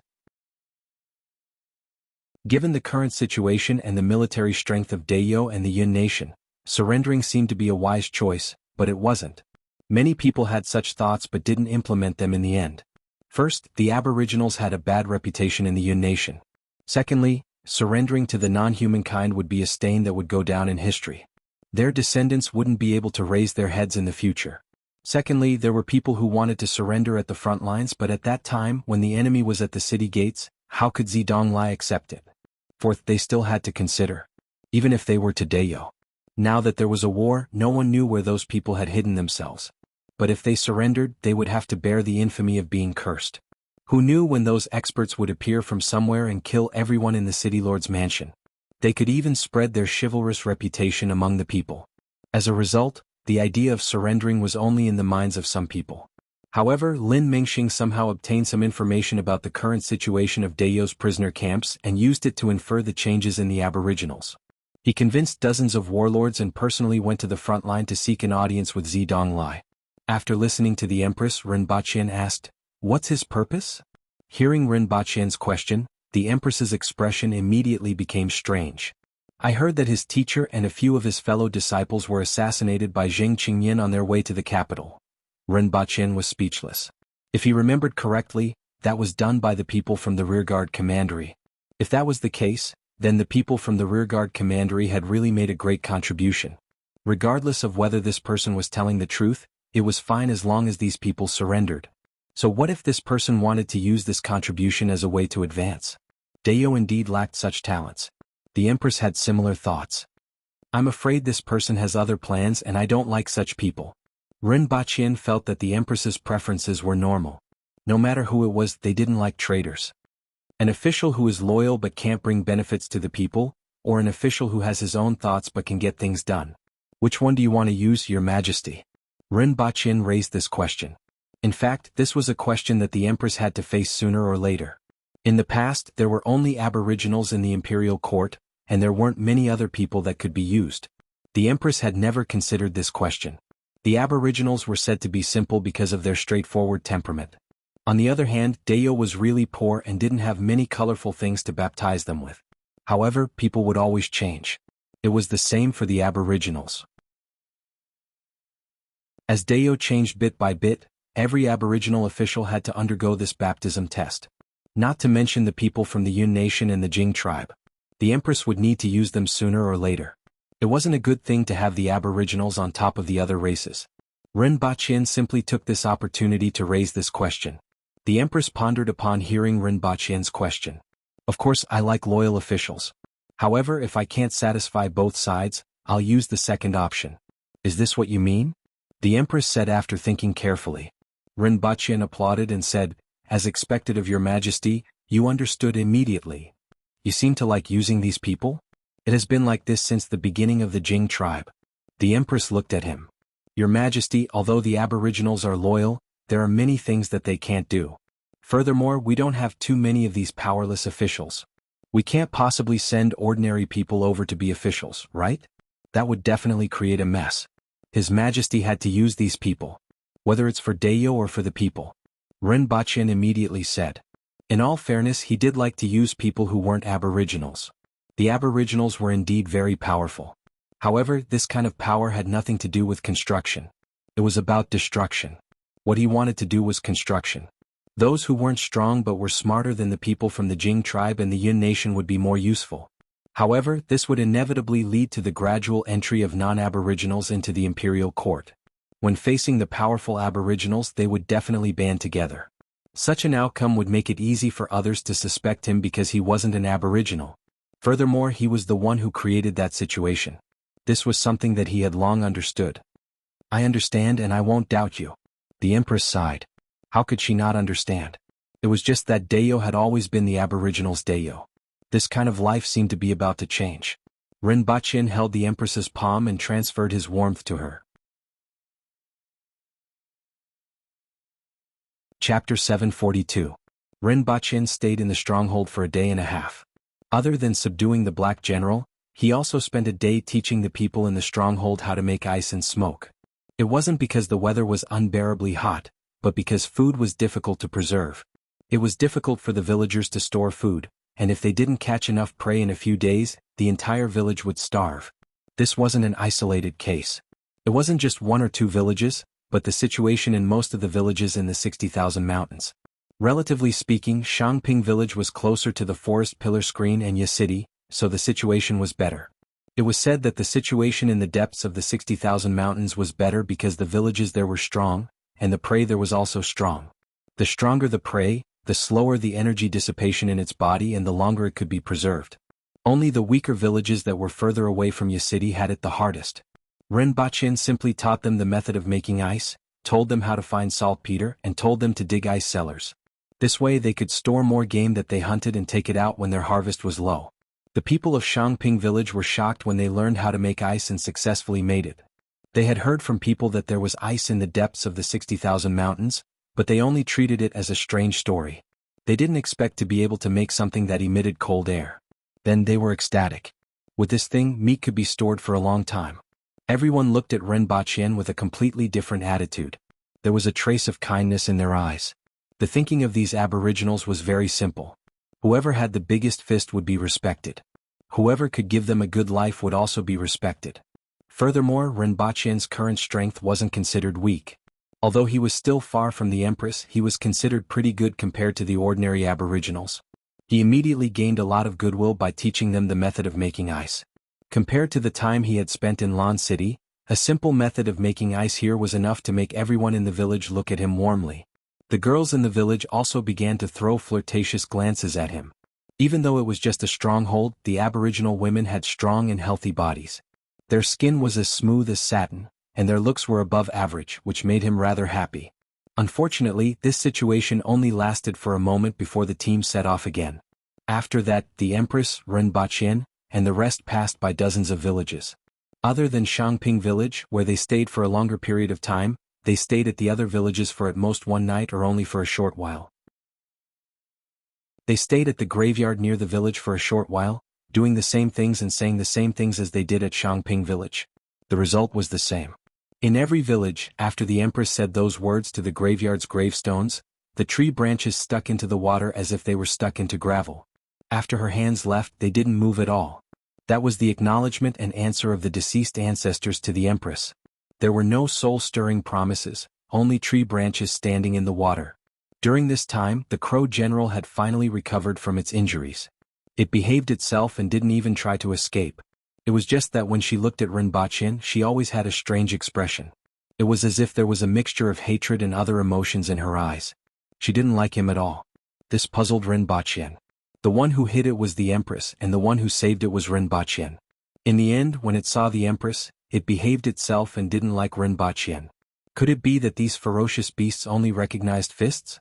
Or did this Crow General have masochistic tendencies and get a kick out of being beaten by the Empress? This made Rinpoche ponder whether this Crow General was a male or a female, and he looked at it strangely. As a result, the Crow General didn't like him at all. However, under the empress's order, it had no choice but to carry Rinpoche and become his mount. This time Rinpoche's Alto was replaced by a Maserati. With a Cardinal Heaven mount, Rinpoche was able to enjoy the thrill of causing chaos wherever he went. Although this Crow general wasn't a match for the Empress, it could still be considered a tyrant in the periphery and central regions of the 60,000 mountains. After traveling for 20 days in a row and covering a distance of more than 500 kilometers in a straight line, everyone finally passed through the periphery of the 60,000 mountains. Rinpoche landed behind the Empress and looked up at her from time to time as she sat on Chi Shui. The Empress had been a little quiet these past 2 days. Although she never spoke much, there was something different about her. This was especially true when he teased her. However, the Empress had been acting a little strange these past 2 days, as if she had something on her mind. It was said that one was timid when approaching home. However, Song Jiwen, who said, feeling even more timid when approaching home and not daring to ask who is coming, had escaped from Lingnan and didn't know if his crime had brought disaster to his family, so he naturally felt timid when approaching home. After that, this saying spread for a long time because people who had left home for a long time were afraid that their hometown was gone, and they panicked because they didn't know if their relatives and friends were dead or alive. However, this didn't exist for the Empress at all. Not to mention returning home in glory, the Empress shouldn't feel timid when approaching home. For example, the Empress hadn't said a word this morning. Rinpoche urged his mount forward to ride alongside the Empress. However, no matter how hard he tried to urge the Crow general to ride alongside Chi Shui, it didn't dare to do so no matter what. It wasn't that the Kirin had any power over the Crow general. It was just that the back of the Crow general was a little high. It was nearly 3 meters off the ground and half a meter taller than the Kirin. The Empress had to raise her head to talk to Rinpoche. Then the Crow general suffered a kick. It was sent flying more than 70 meters away and almost suffered another serious injury. At that time the Crow general was about to cry. Was it my fault for being tall? Seeing that the cowardly Crow general didn't dare to go forward, Rinpoche jumped onto Chi Shui's back. He sat behind the Empress and held her waist with both hands. He could feel the softness of her waist under the veil. It's hot. The Empress pushed his hands away. It's natural to feel cool when you're calm. Your Majesty, if you can't calm down, you'll naturally feel hot. Rinpoche unyieldingly placed his hands on her waist again. He was already prepared to be elbowed down at any time. However, it was indeed hot. He could feel the heat from the Empress's body even though he was sitting behind her. It would be strange if the two of them weren't feeling hot on such a hot day. On the contrary, Chi Shui's body emitted a slight coolness that made people feel more comfortable. Seeing that the Empress wasn't reacting, Rinpoche asked, "Do you have any thoughts, Your Majesty? Mount Yulong is in front, and the Ya family village is above it." The Empress said.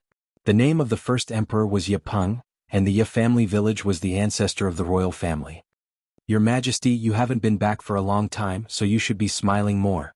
I see that you're a little depressed. Is it related to the Ya family village?" Rinpoche thought for a moment. It definitely wasn't related to a village, but to the people in the village. "There's someone in the village right now, and I don't know how to face him," the Empress said faintly. Rinpoche's heart skipped a beat when he heard this. Could it be that the Empress had a childhood sweetheart? Logically speaking, it wasn't impossible for the Empress to have been here more than 10 years ago. Fortunately, he was the victor and was about to pluck the most beautiful and precious flower in Deyo. Otherwise he would really be jealous. Rinpoche relaxed his tone and smiled as he asked, "Who could actually make Your Majesty feel so uneasy?" "My brother." Chapter 743. When Rinpoche heard the Empress say, "My elder brother," he thought to himself, what the f***ck? I have a brother-in-law? Why didn't he know about this? I've never heard of it before.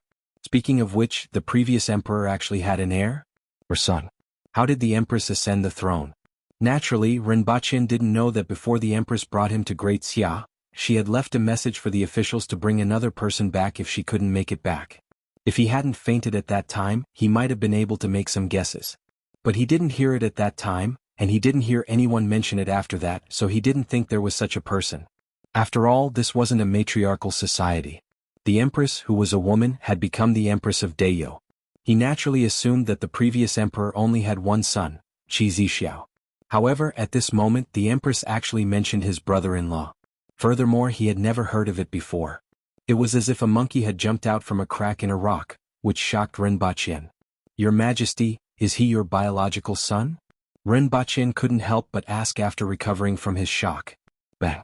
Rinpoche was sent flying more than 10 meters away by the Empress's elbow. He rubbed his chest, got up, jumped onto Qi Shui's back and asked, "Do I have to call you brother-in-law?" Bang! Rinpoche was elbowed again. Rinpoche stubbornly climbed back onto Qi Shui's back. "Your Majesty," the Empress ignored him. "Are you not on good terms with my brother-in-law?" This time the Empress finally replied, "I was fine when I was young."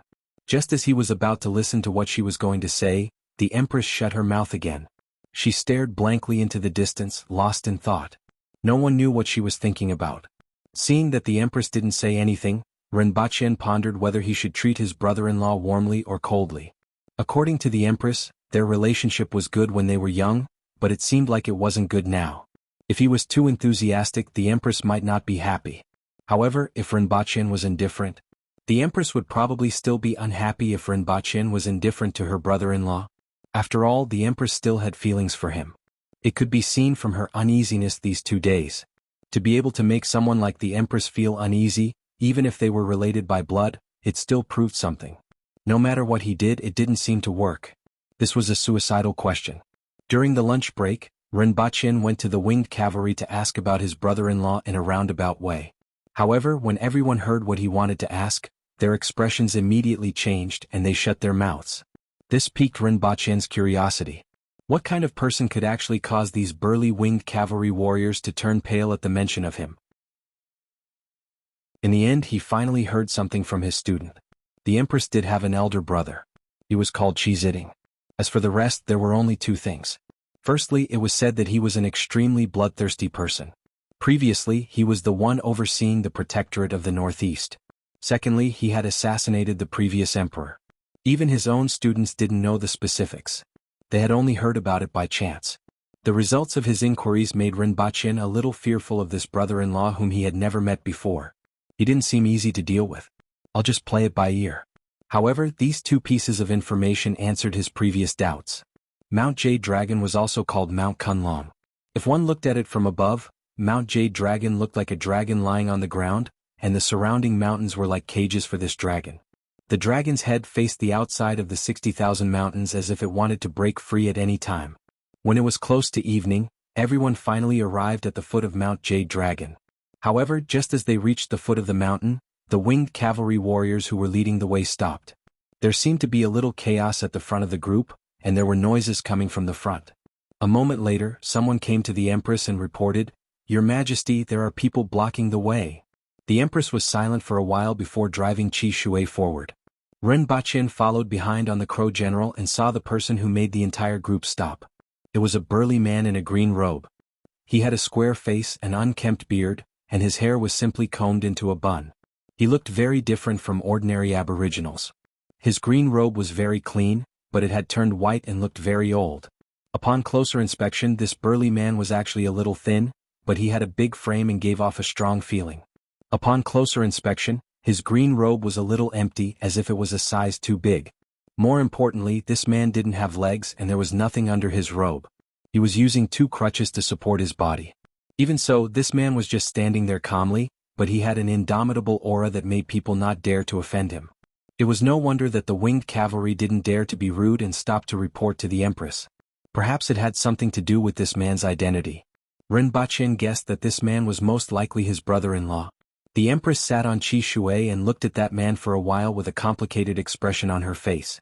She softly said, "Elder brother." While the Empress was looking at him, the burly man was also looking at her. Upon hearing that the Empress was born, he smiled and said, "You have grown up." Elder brother is the language of those northern dogs and it sounds distant. If you are willing, you can call me elder brother. The Empress opened her mouth, but ultimately couldn't bring herself to call him brother. Qi Ziding's expectant gaze dimmed as time passed. "If you don't want to call me that, then so be it." Qi Ziding sighed. He then looked at Rinpoche and frowned. "Is this the husband you have chosen? Why is it a northern dog? Go back and choose another one. Let's bury him here." Upon hearing this, Rinpoche felt a chill run down his spine. Following which, he became furious and sneered, ready to speak. He had never been the type of person to not retaliate when scolded. He had always believed that it was too late for a gentleman to take revenge, but he had to take revenge from morning to night. The Empress reached out to stop him. The complicated expression on her face was swept away and replaced with a layer of frost. She coldly said, "You don't need to ask about my affairs. I'm here to visit my mother and tell her some things. Finally, on account of our past relationship, I can tell you that he isn't from Great Xia, the Yun nation or the Qin nation. If you touch a single hair on him, I will take your life." Qi Ziding was curious at first. He thought that Rinpochen was from Great Xia or the Yun nation, but Qi Zixiao actually said that he wasn't. Could it be that there were other countries besides Dayo, Great Xia, the Yun nation and the Qin nation? Then he flew into a rage. Qi Ziding had lost both his legs and his figure was a little thin. However, his anger immediately made people feel depressed, like the gloominess before a storm. Finally, the anger on the burly man's face dissipated. He looked at Rinpochen and then at the Empress before snorting, "You are rather dignified as an empress. However, you are still far from it. Since you want to go up the mountain, come up. I have already prepared a place for you to stay." After saying that, the burly man slammed his crutches on the ground and flew toward the winged cavalry behind him. He opened his arms like a big bird in the air and landed on the mountain after a few leaps. "When you reach the mountain, stay with me and don't wander around alone," the Empress said to Rinpochen after seeing that the burly man had disappeared. Rinpochen responded and smacked his lips. This brother-in-law was giving him a show of strength the moment they met. Chapter 744. On the way up the mountain, Rinpochen didn't pay attention to his surroundings. He quietly sat behind the Empress, put his hands on her waist and listened to her. After meeting Qi Ziding, the Empress finally explained some of the situation. Combined with what Rinpochen knew before, he finally completed the 72 years of Dayo's history.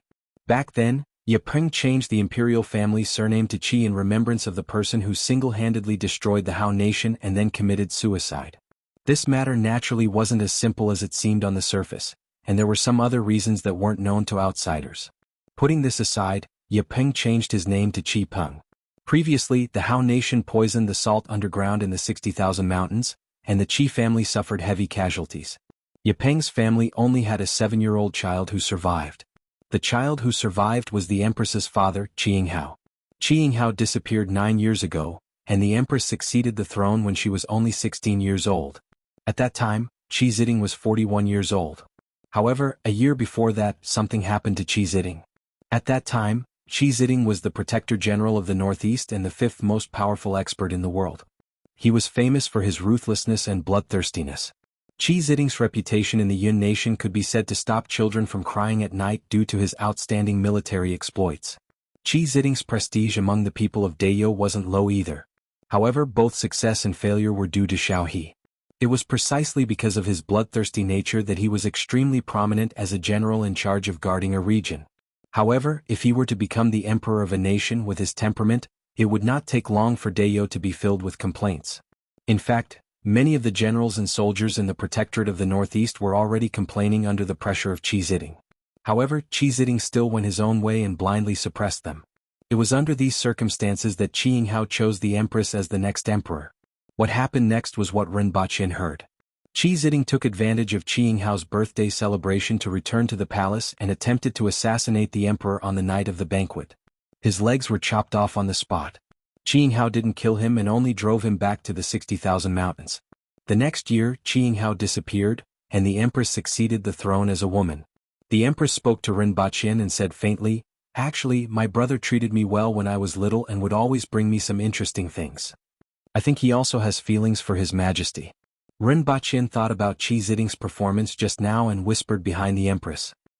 His hands moved from the empress's waist to her abdomen, as if he was hugging her. The empress's body stiffened. She sighed softly and did not speak again. It could be seen that even though the empress was resolute when she spoke just now, her inner feelings were still extremely complicated. As a result, she didn't have much of a reaction to Rinpochen's bold move. After all, Qi Ziding was her only relative. However, her identity and the things that Qi Ziding had done made her unable to let go of certain things. It wasn't convenient for Rinpochen to interrupt such a matter. Before the empress and her entourage arrived at the village, they saw thousands of people, young and old, waiting outside the village. The stronghold was located in front of Mount Jade Dragon and had a population of 3,000 to 4,000. It was considered the largest stronghold within a few hundred kilometers. After all, it was the ancestral land of the royal family. Even though it was almost destroyed back then, it had developed again after a few decades. "Greetings, Your Majesty." Everyone cupped their fists and greeted the Water Empress. Even the ignorant children imitated the actions of the adults and looked at the Empress curiously. The Empress searched the crowd for a while and found some familiar figures. She had seen them when she came here when she was young. Although a long time had passed, she still remembered a lot of things. However, she didn't say much and just looked at those people one by one. Some of the people in the crowd looked excited. Even though the Empress's gaze only lingered on them for a moment. This proved that the Empress still remembered them. The Empress raised her head. The complicated expression that she had when she spoke to Rinpoche just now had disappeared without a trace, and she regained her calmness. Rinpoche felt that this might be the Empress's habitual expression. When she was young, she used this expression to give people a sense of distance and hide the uneasiness and nervousness in her heart at the same time. Now this expression had become a habit. The Empress said, "There are so many people here, so let's skip the formalities and enter the village." After everyone entered the village, the winged cavalry fell behind while the Empress rode Qi Shui at the front. At the innermost part of the village, there were 3 ordinary-looking stone houses with their doors wide open. The Empress got off her mount and walked into the innermost room.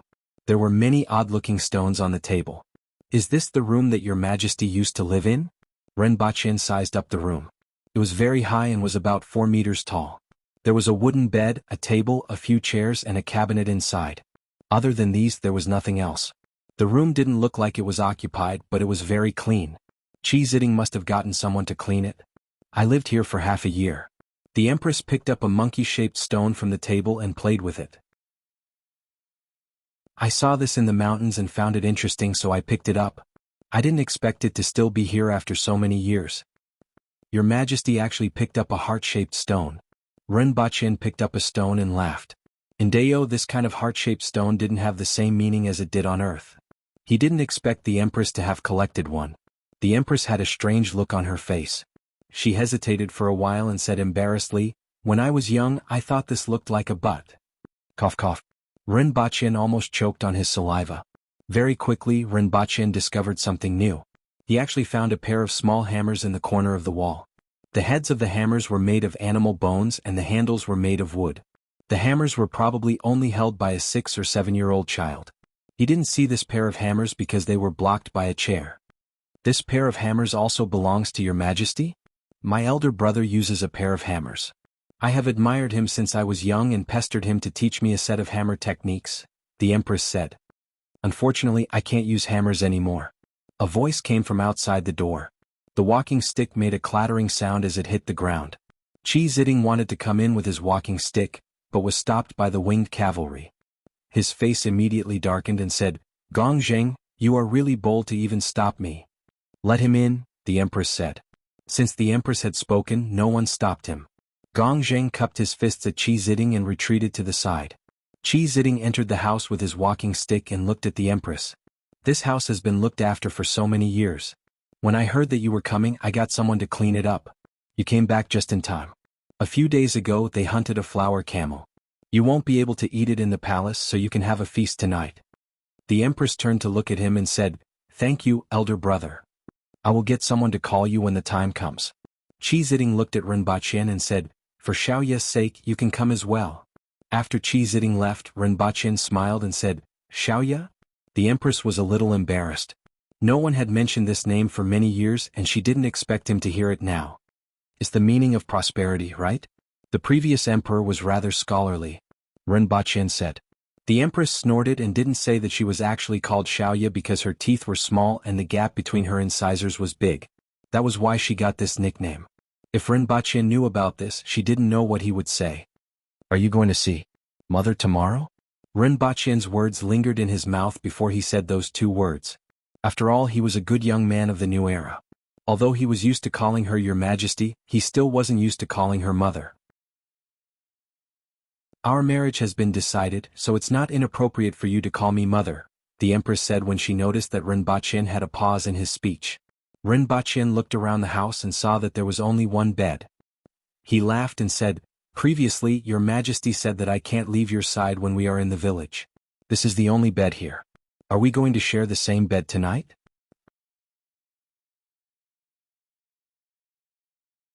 Chapter 745. In the evening there was a bonfire party in the village.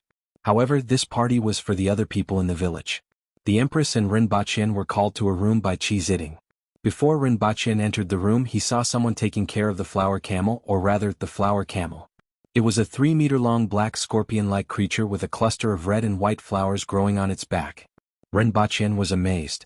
After asking, he found out that this flower camel was extremely rare and wasn't very strong.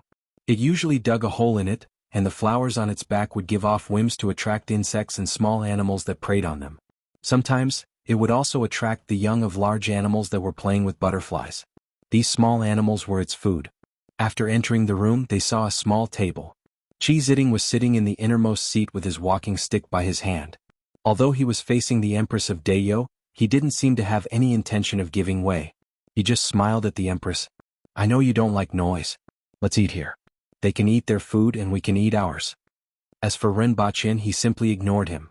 Rinpoche originally thought that there would be some trouble during dinner, but he didn't expect Qi Ziding to casually chat with the Empress about her childhood and laugh incessantly at the happy parts. "When you were young, you were most afraid of the dark and loneliness. I didn't expect you to be living alone in such a big and deserted palace for so many years." Qi Ziding laughed heartily. "I got used to it after living here," the Empress said faintly. "And it hasn't been deserted for a long time." These words made Qi Ziding look at Rinpoche with a complicated expression. After a while, the processed flower camel was served. The meat was snow-white like crab meat. It tore into shreds and tasted fragrant and delicious when placed in the mouth. Rinpoche immediately couldn't control his mouth. Of course, he didn't want to care either. While the other two were talking, he only cared about eating. The wine was fruit wine brewed in the mountains. It was cloudy and poorly made. Fortunately, the fruits in the mountains were sweet, so the wine tasted good. Rinpoche saw that the Empress's wine cup was empty from time to time, so he poured a cup for her before pouring another for himself. "Have you found the whereabouts of the late emperor?"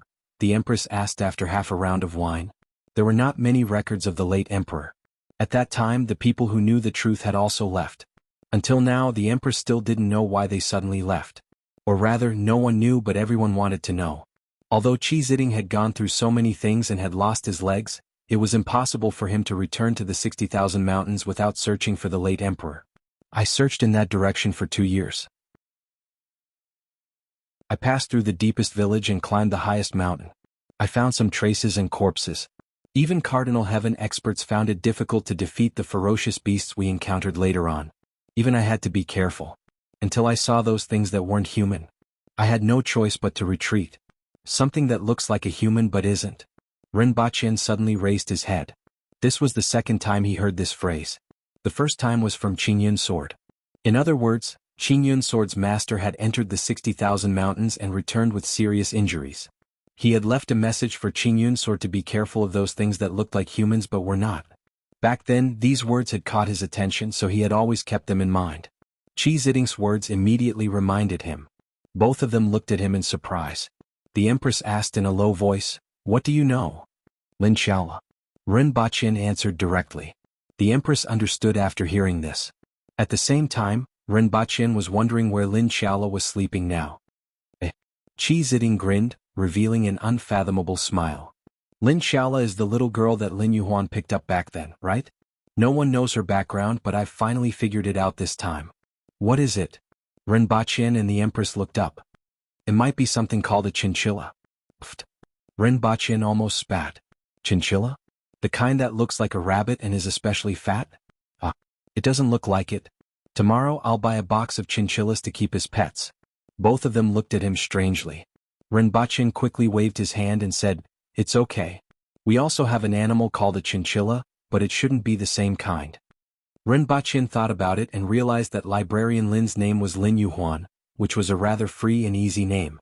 She must have been an outstanding person back then. Unfortunately, time was like a butcher's knife, and Librarian Lin was now a somewhat gloomy old woman. The Empress hesitated for a long time and finally asked the question that she had been hiding in her heart. Is father trying to find the path that they took back then?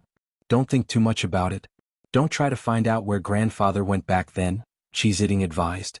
Rinpoche felt a little strange as he watched from the side. Qi Ziding didn't seem to hate Qinghao. He didn't know why such a thing happened back then. The Empress kept these things in mind and didn't ask any more. Now was indeed not the time to explore this matter. According to her thinking, Rinpoche's lifespan was shorter than hers. Perhaps she would only explore these things after his lifespan was up and she had nothing to worry about. They drank until late into the night, and the three of them only put down their glasses after the noise outside had died down. The Empress's face was a little red from the alcohol. This fruit wine didn't have a high alcohol content, but it was very easy to get to the head. I don't know when I'll be able to drink this wine again. Chizitting's face was also a little red as he lamented. Do you want to go back to see me on my wedding day? The Empress stopped talking about the Empress and spoke in a calm voice. Asking Chizitting to return to Lan City was a rare invitation. Kuzhai has been thinking about you for so many years. He always felt that you should be sitting in that position. After hearing this, Rinpoche finally understood why Kuzhai and the Empress didn't have a good relationship. Since I'm out, I won't go back. It's just that I still don't understand why he put you in that position back then, Chizitting said. The Empress fell silent again. Rinpoche interrupted and said, because you only know how to destroy everything. If you want to bring a better life, you need to build and have a compassionate heart. Chizitting was about to get angry when he heard this, but then he fell silent. After a while he sighed and said, perhaps that's the case. Xiaoye is kind. He looked at Rinpoche with his drunken eyes and said, I let you sit here because of Xiaoye. I don't like you. I don't like you very much. If it were back then, I would have killed thousands of people like you. Rinpoche chuckled and said, I brought crops with greater yields and new seasonings to Dayo. I solved the mining problem at Mount Damo, and the annual production reached more than 1.8 million kilograms. I also improved the methods of smelting steel and forging so that fewer people can make more weapons. I made cement and we don't need to cut rocks to repair the city walls. I made glass and mirrors. If it weren't for the war, these two things could be exchanged for endless gold and silver in Great Xia and the Yun Nation. I've done all this and I can do more. I also have a group of students who are useless in the eyes of the Aboriginals, but they know a lot of things. They can't fight but they can build. They improved machinery that can travel more than 500 kilometers a day without the use of animals. As long as the railway is laid, it will only take 3 days to travel from Lan City to the Yun Nation. They are also making generators to make Lan City brightly lit at night. They can also make more things. I brought all of these things with me. If you were the Empress, these things wouldn't have happened. That's why you can only destroy and not build. Chizitting was surprised to hear this. He didn't expect so many changes in the outside world. He was a little tempted and wanted to go out and take a look. Do you know that the world's most powerful expert, Li Fu, is in Lan City, waiting for me to make him a machine that can fly? You can't beat him. Therefore, being able to build is also a kind of power, and it's even more powerful than destroying, Rinpoche said.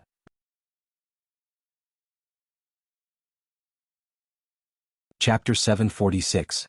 After returning to the stone house, Rinpoche listened to the Empress's breathing on the bed and felt a little restless. Apart from the time when he was injured and the two of them were sleeping in the wilderness, even the hotel suites were separated by a mile and a mile.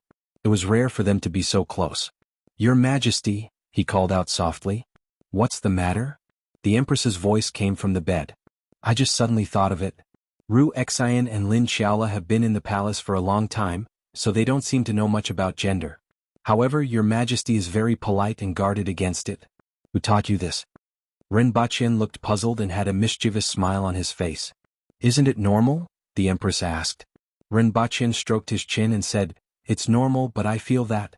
Could it be that your Majesty has read pornographic novels before? What's a pornographic book? The Empress was stunned and didn't know how to react. Those books that describe men and women. Rinpoche chuckled. Crack. Rinpoche heard the sound of the bedboard cracking, bang. The wooden pillow was thrown directly at Rinpoche by the Empress. It hit the area between Rinpoche's legs and bounced off. Rinpoche broke out in a cold sweat. Calm down, your Majesty, calm down. I was just asking casually. The Empress immediately sat up from the bed. Her eyes shone brightly in the darkness as she said in an unfriendly tone, How do you know that Xinjur and Lin Xiaola don't understand the matters between men and women? Rinpoche was shocked and almost bit his tongue. He had wanted to tease her a little, but in the end, he had buried a mine for himself. And nuclear landmines. Rinpoche's brain was working very fast. He felt that his brain was working faster than an i9 processor. No matter how he thought about it, he felt that this matter couldn't be avoided. After all, he had already said it, so he could only avoid the important point and dwell on the trivial. Because the two of them don't really avoid people when they change their clothes. In any case, he couldn't tell anyone about the electric shock.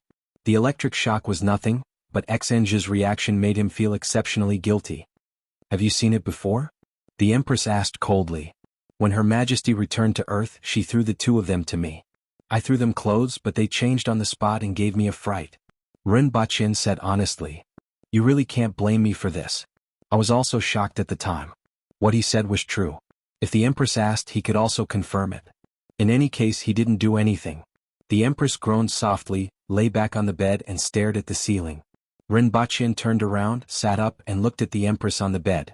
He didn't say anything and just looked at her. After a long time, the Empress couldn't take it anymore.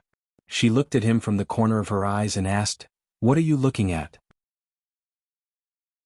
"I just want to take a look. I like it," Rinpoche replied softly. "I can't sleep with you looking at me like that." The Empress didn't know if she was happy or unhappy to be stared at like this.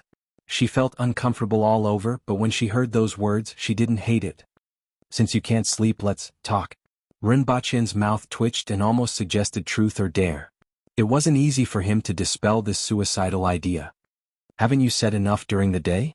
the Empress asked. "During the day we talk about the day and at night we talk about the night. It's not the same." Of course it was different. A man and a woman were alone in a room at night. How could they speak the same words as they did during the day? The Empress felt uncomfortable being stared at by him and asked helplessly, "What do you want to say? How many children do you like to have, Your Majesty?" Rinpoche's words almost made the Empress fly into a rage out of humiliation. "Do you want to grant amnesty to the world during your wedding?" Rinpoche immediately changed the topic after teasing her. The Aboriginals were very strange. For example, cases of rape on Earth were extremely rare. Logically speaking, such cases should be common in a world with a high level of martial arts. In fact, there were many such cases in Great Xia and the Yun Nation. However, it was extremely rare among the Aboriginals. Just like in the brothels in Lan City where they indulged in debauchery, it was limited to touching and hugging. It was rare for them to spend the night and do indescribable things. It seemed that the Aboriginals had a much lower desire in this aspect than ordinary people. The fertility rate of the Aboriginals was low. In addition to the difficulty of giving birth due to their strong bodies, this was also a very important factor. Furthermore, there was almost no theft among the Aboriginals.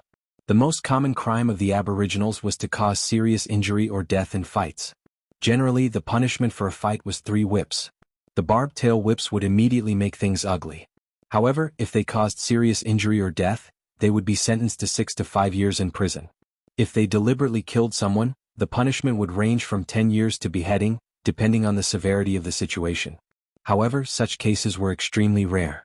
The Aboriginals were ferocious to outsiders, but they generally followed their own set of moral standards to their own people. The Empress felt a little strange after hearing Rinpoche's words and asked, "Why?" "Because it's a festive occasion. Shouldn't the whole world celebrate together on such a joyous occasion? Won't the victims blame me for being unfair?" The Empress shook her head. Rinpoche shrugged his shoulders. He was just casually saying it. "Will I be a prince after the wedding?" Rinpoche asked again with a smile. "Of course my husband will be a prince," the Empress said as a matter of course. "What's the benefit of being a prince? Marrying me is the greatest benefit." A smile appeared on the Empress's face. She recalled the time when Rinpoche asked her to marry him. Great Elder Shurchen was furious. He had never seen such a shameless person. Rinpoche laughed. This was indeed the greatest benefit. In addition to this benefit, there is also responsibility. The heavy burden of the Aboriginals is on my shoulders, and it is on your shoulders as well. Liking a person means liking everything about her, including all her strengths, her shortcomings, her responsibilities, and her burdens. This was said by a famous person, Rinpoche said softly. "Even I'm moved. What's this person's name? It sounds like he's a responsible person." Rinpoche. The Empress wanted to laugh. He was indeed shameless again. "It's a little cold in the mountains at night," Rinpoche said with his arms crossed. The Empress couldn't be bothered with him. Even if it was really cold, he wouldn't feel anything with his strength. Seeing that the Empress was ignoring him, Rinpoche could only lie on the ground and look at the roof with his hands behind his head. He suddenly thought of something and said, "Your Majesty, after the wedding, we still have to hold a wedding on Earth." He originally wanted to hold a thank you banquet, but after thinking about it carefully, if he only held a thank you banquet, his family would ask him where the wedding was held and where his family was. What would he say? What would it look like if he didn't let his family know about the wedding? However, he couldn't possibly say that his family was on another planet. The Empress replied softly. Even though she didn't like this, she let Rinpoche do as he pleased. Even though she was the Empress, she was always considerate of Rinpoche. Rinpoche had always felt that this was extremely rare and precious. There should be at least some people from her family at the wedding, right? Rinpoche imagined bringing along dozens of fierce-looking winged cavalry warriors. He reckoned that most people wouldn't dare to enter that place. However, if there wasn't a single person, it would be too unseemly and attract gossip. It wouldn't matter to him, but his parents would most likely grumble about him. Should he let Yang Sen pretend to be from her family? This could be studied. Rinpoche thought about the wedding on Earth while listening to the Empress's breathing. He lay on the ground and rolled, continued rolling, and rolling again. The Empress lay on the bed and listened to Rinpoche's breathing. At the same time, she was thinking about the wedding. No matter what kind of woman she was, the wedding was the most important thing. As a result, Rinpoche kept rolling on the ground. The Empress reached out to touch him and remembered that she had thrown the pillow away. There was nothing on the bed except for that wooden pillow. She regretted throwing the pillow away so early. "What are you doing?" The Empress couldn't bear it anymore and asked. "I'm tossing and turning restlessly," Rinpoche replied confidently. "I can't sleep thinking about my wedding with your Majesty and growing old together." The anger that the Empress had just brewed dissipated again. She continued to lie on the bed and stare blankly at the ceiling. Then she kept feeling uncomfortable lying down and wanted to turn over. The Empress felt that she had been infected by him.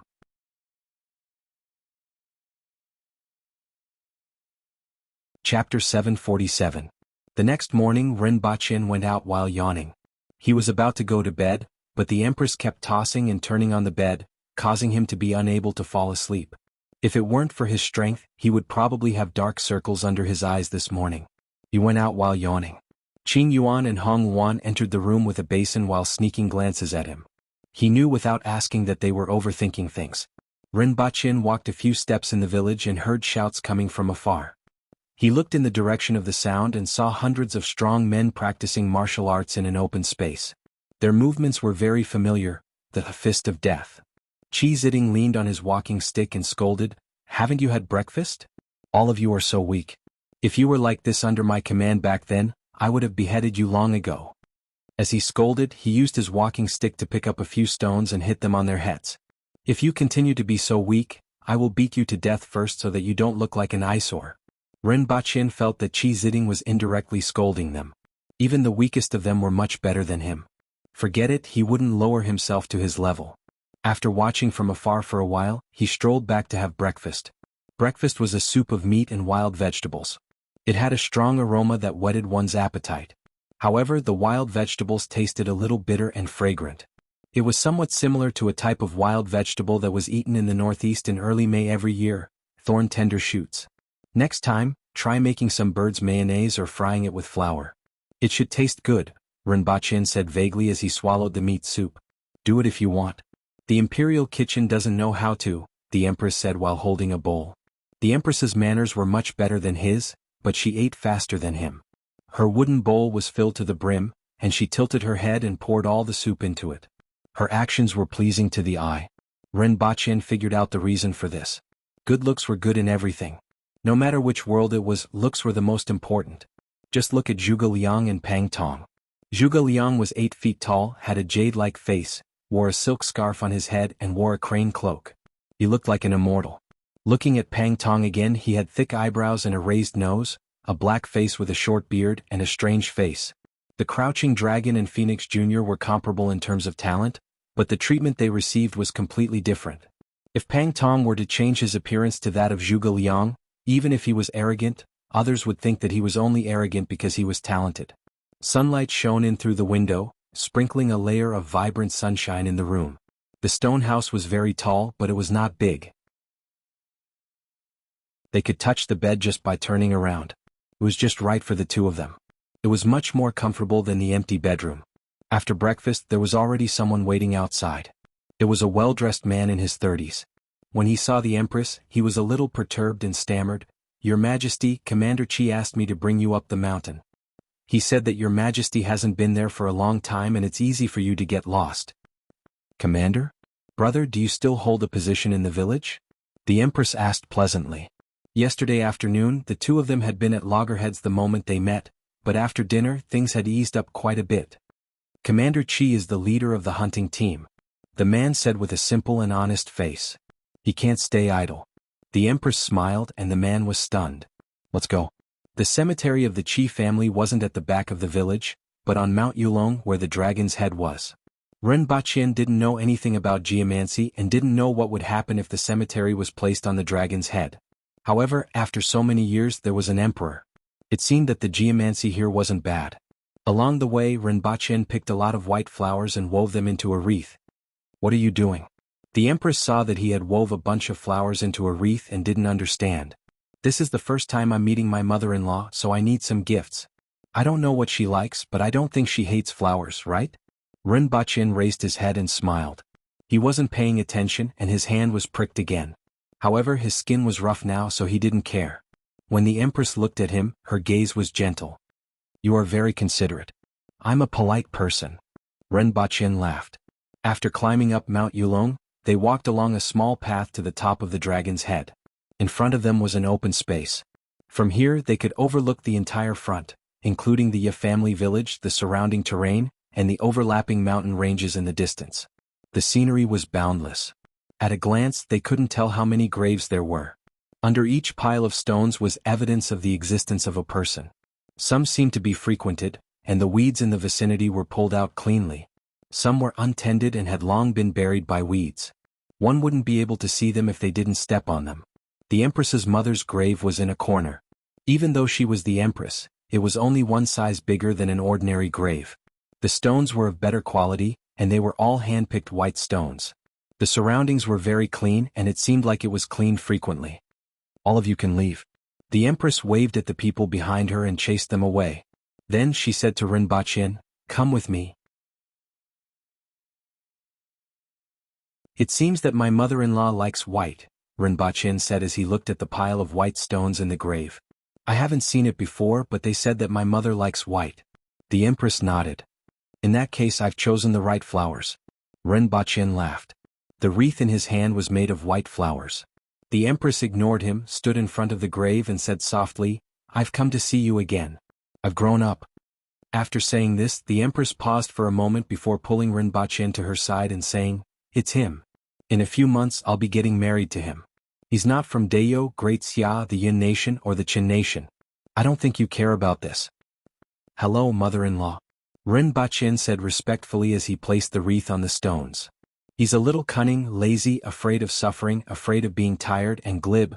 He has many shortcomings, but I quite like him. With him around I won't be lonely." Ren Baqian couldn't help but look at the Empress. "Is this how you think of me? I don't know if you feel lonely. However, this is the ancestral grave. With so many people accompanying you, it must be quite lively." The Empress said as she looked at the graves around her. "That brother of mine? Forget it, let's not talk about him. You can see him every day. As for me, after being the Empress for a few years, I'm actually very bored. Every day I stay in the palace, deal with those matters or just stare blankly. This can't be helped. Father is gone and I don't know where he went. He must be looking for the late emperor. With so many aboriginal commoners, someone has to take care of them and bear the responsibility. If I have a child after my marriage, I would like to go out and take a look when he grows up. I heard this saying a few days ago and I like it. The world is so big and I want to see it. Mother, do you think we should go and take a look?" The person who said this is an ordinary person.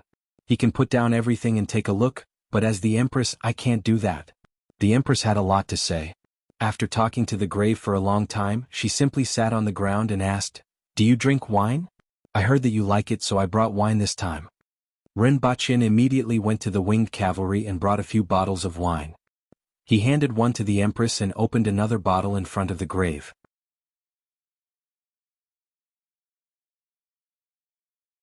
Chapter 748. The Empress sat in front of the grave for an entire day from morning to night with wine bottles strewn all over the ground. "He even knows how to sing. It's quite nice." The empress threw the wine bottle aside and laughed as she suddenly thought of something. Rinpoche looked at the empress and wondered if she had drunk too much. Did she really drink too much? Not only did she drink in front of the grave, but she also wanted to sing? Should she go to the disco? After drinking a box of sorghum liquor, even the empress couldn't help but get drunk. She immediately said modestly, "I only sang pomp and circumstance." Well, it would be even better if there was an arrow. The empress immediately stopped talking. After sitting there in a daze for a long time, she said dully, "I have said so much to you but you didn't even reply to me. It's boring to talk alone and you talk to yourself like a fool. Forget it, I'm leaving. I'll come back to see you on my way back." After the empress finished speaking, a gust of wind blew, causing the nearby branches and weeds to rustle. "I don't understand what you are saying either. Anyway, I'm leaving and you don't have to send me off." The empress waved her hand and stood up from the ground, swaying a little. Rinpoche put his arm around her waist and she didn't object, allowing him to do so. "Goodbye, mother-in-law." Rinpoche even politely nodded at the grave to bid farewell. After walking for about 100 meters, there were winged cavalry warriors waiting there. However, all of them had bumps on their faces and were beyond recognition. "Did you guys dig out a beehive?" Rinpoche asked subconsciously. In the end, this group of people took out 2 beehives reluctantly and said, "Sir Rin, there are 2 beehives from Golden Ring Peak nearby. This honey isn't only fragrant but also has all kinds of miraculous effects. It makes people feel like they are in the clouds and forget about the troubles of time." "So precious?" Rinpoche was surprised. Looking at their reluctance, he knew that this was definitely something good. "It's mainly because it's rare. This thing is rare even in the periphery of the 60,000 mountains, and we only encountered 2 here," one of the winged cavalry warriors said. Looking at the bumps on their faces, these bees were pretty impressive to be able to sting a winged cavalry warrior like this. "This is for Her Majesty." Everyone brought over 2 beehives that were half the size of a human. "It's not good for me to take your things. How about this, each of you will be rewarded with silver." The empress was halfway through her sentence. She didn't even know how much money was left in the treasury. Rinpoche immediately replied, "Everyone will be rewarded with 300 taels of silver. Everyone at the foot of the mountain will get 100 taels." "Thank you, Your Majesty." Everyone was overjoyed. One had to know that a winged cavalry warrior's salary was only 15 taels of silver. 300 taels of silver was almost 2 years of their salary. However, in the Yun nation, an earth wheel expert's annual salary was at least 2,000 to 3,000 taels. The empress glanced at Rinpoche. Each of the 200 winged cavalry warriors on the mountain would receive 300 taels of silver. Each of the 400 winged cavalry warriors at the foot of the mountain would receive 100 taels of silver. This would be a total of 10,000 taels of silver. The annual expenses of the palace, together with the salaries of the palace guards and palace maids, were only about 60,000 taels of silver. These 10,000 taels of silver made her heart ache. On their way down the mountain, the empress asked, "How much silver does the imperial treasury have?" Rinpoche knew more about this than the empress. The empress almost never asked about it. Including the sale of spices and mirrors, there are 630,000 taels of silver in the imperial treasury. There are also some treasures given by the ministers during the birthday celebration last year, Rinpoche whispered. The empress blinked her eyes and asked in surprise, "So much?" Previously, there were only tens of thousands of taels of silver in the imperial treasury. She didn't expect there to be more than 600,000 taels of silver, which surprised her. This was equivalent to 10% of the national treasury's annual income. This is part of the purchase of medicinal herbs. Rinpoche continued, "Now that the families of the officials in Lan City are almost out of money, I'm afraid that their income will drop in the second half of the year. However, Your Majesty has always allocated funds from the imperial treasury to purchase weapons in the Yun nation. Now that the money has been saved, there will naturally be a surplus. At the end of the year, the gold mine will also receive more than 100,000 taels of silver." The empress nodded and said, "That's true. This is all thanks to you." Knowing that there was so much money in the imperial treasury, the empress didn't care about the 10,000 taels of silver that Rinpoche had thrown out just now. It was already dark by the time they went down the mountain. The village was pitch black except for a few torches near the gate and a few stone houses in the innermost part of the village. For the villages in the mountains, lighting up was never an easy task. The animal oil that could be used to light the torches was also very precious to them. Chi Ziding had already prepared a meal for them. After eating, Rinpoche and the empress extinguished the light and lay down in the room.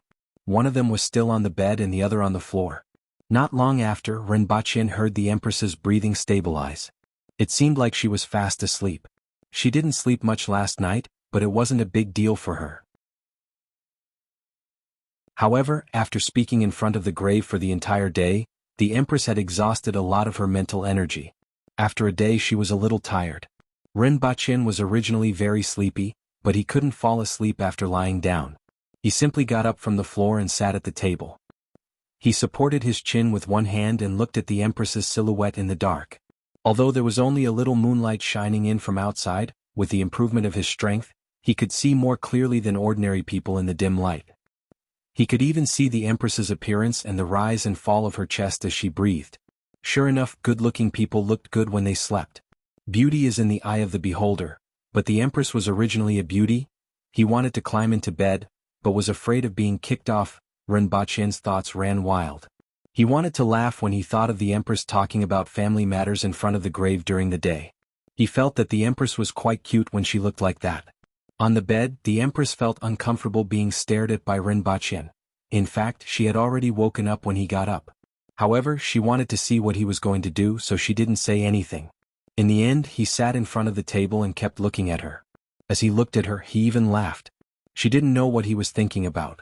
Now that the empress wanted to open her eyes, it wasn't appropriate, so she simply continued to pretend to be asleep. There was still some sweetness in her heart. After a while, she gradually let go and allowed Rinpoche to look at her as she fell asleep. The next day Rinpoche went out yawning again. Seeing him like that, the empress felt that he deserved it. Fortunately, there wasn't much to do today. During the day, the empress and Chi Ziding chatted, and Rinpoche found a place to catch up on his sleep. Rinpoche didn't know how long he had slept, but he was slapped awake by someone. At that time, Rinpoche was sleeping when someone slapped his face and nose. Then he found someone else beside him. Lin Shala. He didn't know where she slept all day, but she had come out of nowhere today. She was lying on her back drooling, holding a bag of sweets in one hand and slapping him with the other. Rinpoche covered his face as he got up from the ground. He could smell the smell of alcoholic chocolate coming from Lin Shala's mouth. He also saw the wrappers scattered on the ground. Looking at her face, which was a little red, Rinpoche felt that she might have drunk too much. She had drunk too much alcoholic chocolate. She couldn't drink alcohol. Not at all. Rinpoche opened the bag and found that all the alcoholic chocolate was gone. He casually threw the bag back into her hands. He wanted to give her a kick, but he didn't kick her when he saw her acting like a little girl. Rinpoche sighed and felt that he was quite unlucky to have gotten into trouble while he was sleeping. He walked out to stretch and saw that the empress and Chi Ziding were still sitting there. The sun was setting, but the two of them were still sitting there talking about something. Looking at this scene, one couldn't tell that one was the current empress, and the other was said to be a bloodthirsty murderer who assassinated the previous emperor for the throne. This scene was too harmonious. Although the two of them were close relatives and hadn't seen each other for 10 years, it was normal for them to talk a lot. Now, Rinpoche understood that the empress didn't actually talk a lot. She started to talk more when she was with him. Now, looking at her and Chi Ziding in front of the grave.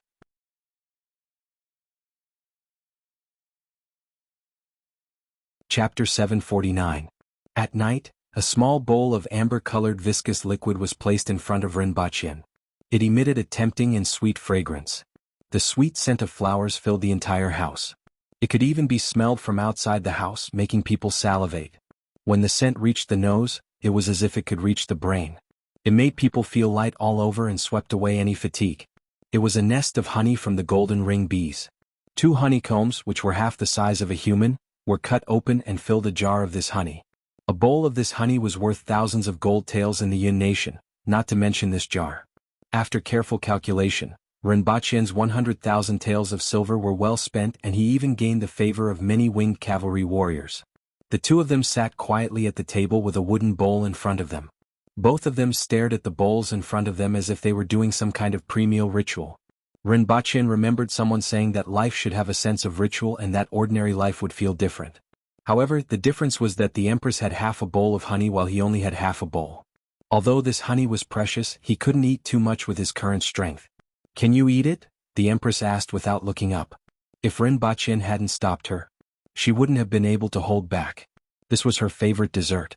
If she had to choose between Rinpoche and dessert, she might choose him after some hesitation. If she had to choose between Tong Jinya or any other big shots in the imperial court and dessert, she would choose dessert without a second thought. She had already made a huge concession by enduring for so long. Let's eat. As soon as Rinpoche finished speaking, the Empress had already taken a finger-sized piece of chocolate honeycomb and put it into her mouth. Accompanied by the crisp sound of chewing, she closed her eyes and revealed an intoxicated look. Although Rinpoche was also very greedy, sweets weren't as attractive to him as they were to the Empress. He was able to watch the Empress eat with a smile and then mimic her actions. The honeycomb was a honeycomb used to extract honey. It was broken into small pieces by the people in the imperial kitchen and put into the mouth with honey. It was extremely rich and filled with various fragrances of flowers that filled the entire taste buds. Rinpoche tasted it carefully and could actually detect the fragrance of several flowers. Furthermore, the honey was sweet but not greasy. The aroma filled his mouth and made him feel as though he was tasting the taste of spring. The honeycomb, on the other hand, was like a biscuit. It was slightly crispy and fragrant. It was a perfect match with honey. Rinpoche couldn't help but close his eyes and carefully savor the feeling in his mouth. Even after swallowing, the fragrance of the flowers and honey lingered in his mouth for a long time. It was as if the honey was still in his mouth, but it lacked the crispness of the honeycomb. However, he felt that it was slightly imperfect. As the second mouthful of honey entered his mouth, Rinpoche felt that the light feeling he had when he first smelled the honey was even more obvious. His body seemed to have become lighter. When more than half of the honey in the bowl was gone, Rinpoche felt as though he had become an immortal. He felt as though he could fly at any time. An indescribable sense of comfort and excitement stimulated his brain in waves. He seemed to hear the sound of music in his ears. It was 1,000 times better than the sound of his arrow. It was like the sound of an immortal. Rinpoche shook his head to wake himself up. He looked up at the Empress and saw that the wooden bowl in his hand had been emptied. The Empress's face was flushed and her eyes looked a little hazy as if she was drunk.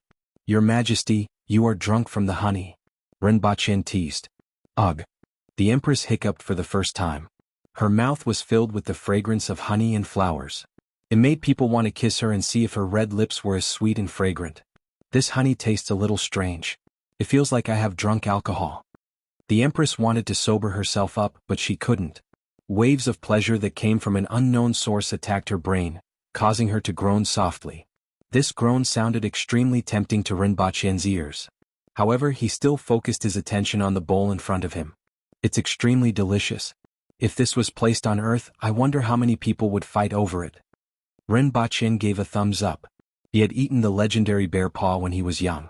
It was the fattest right paw, and it was said that it was brought over by his father's classmate from the greater Shingon Mountains.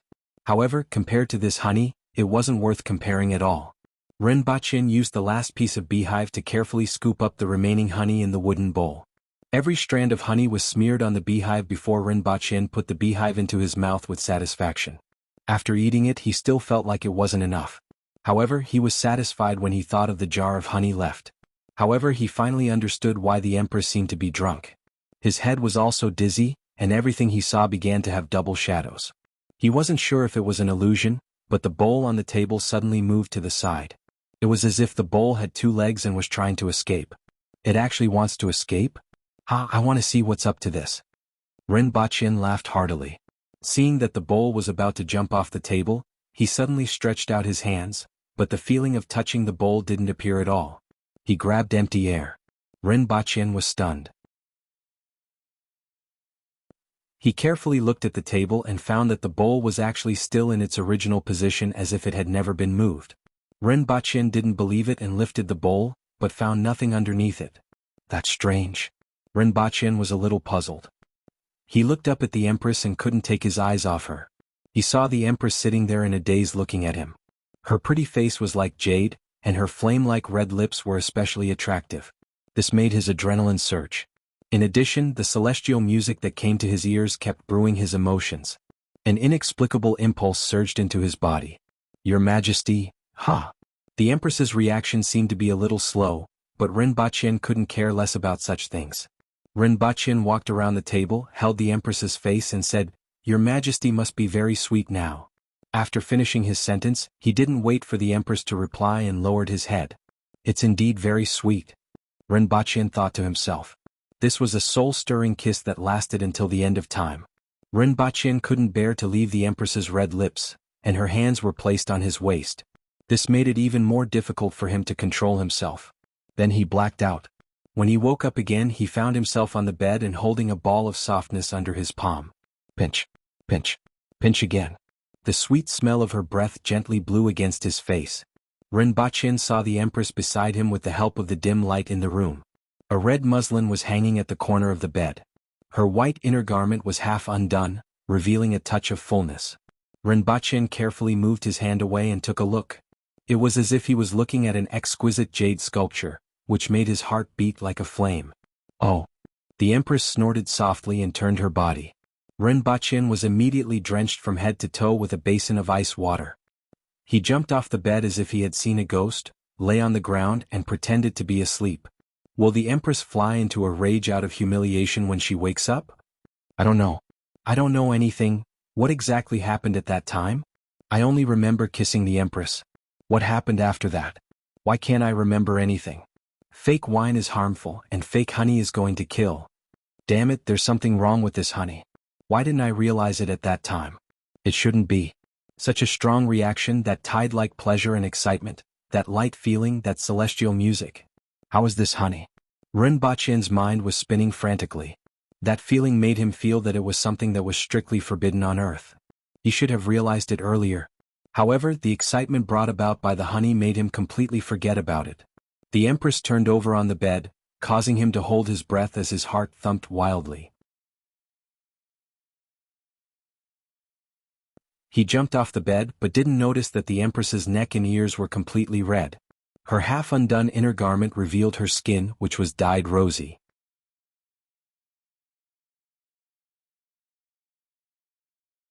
Chapter 750. It was a torturous night for Rinpoche. He obviously couldn't sleep, but he didn't dare to move. He even had to breathe softly so as not to wake the Empress. He was thinking about the scene he saw and the lingering sensation on his hand.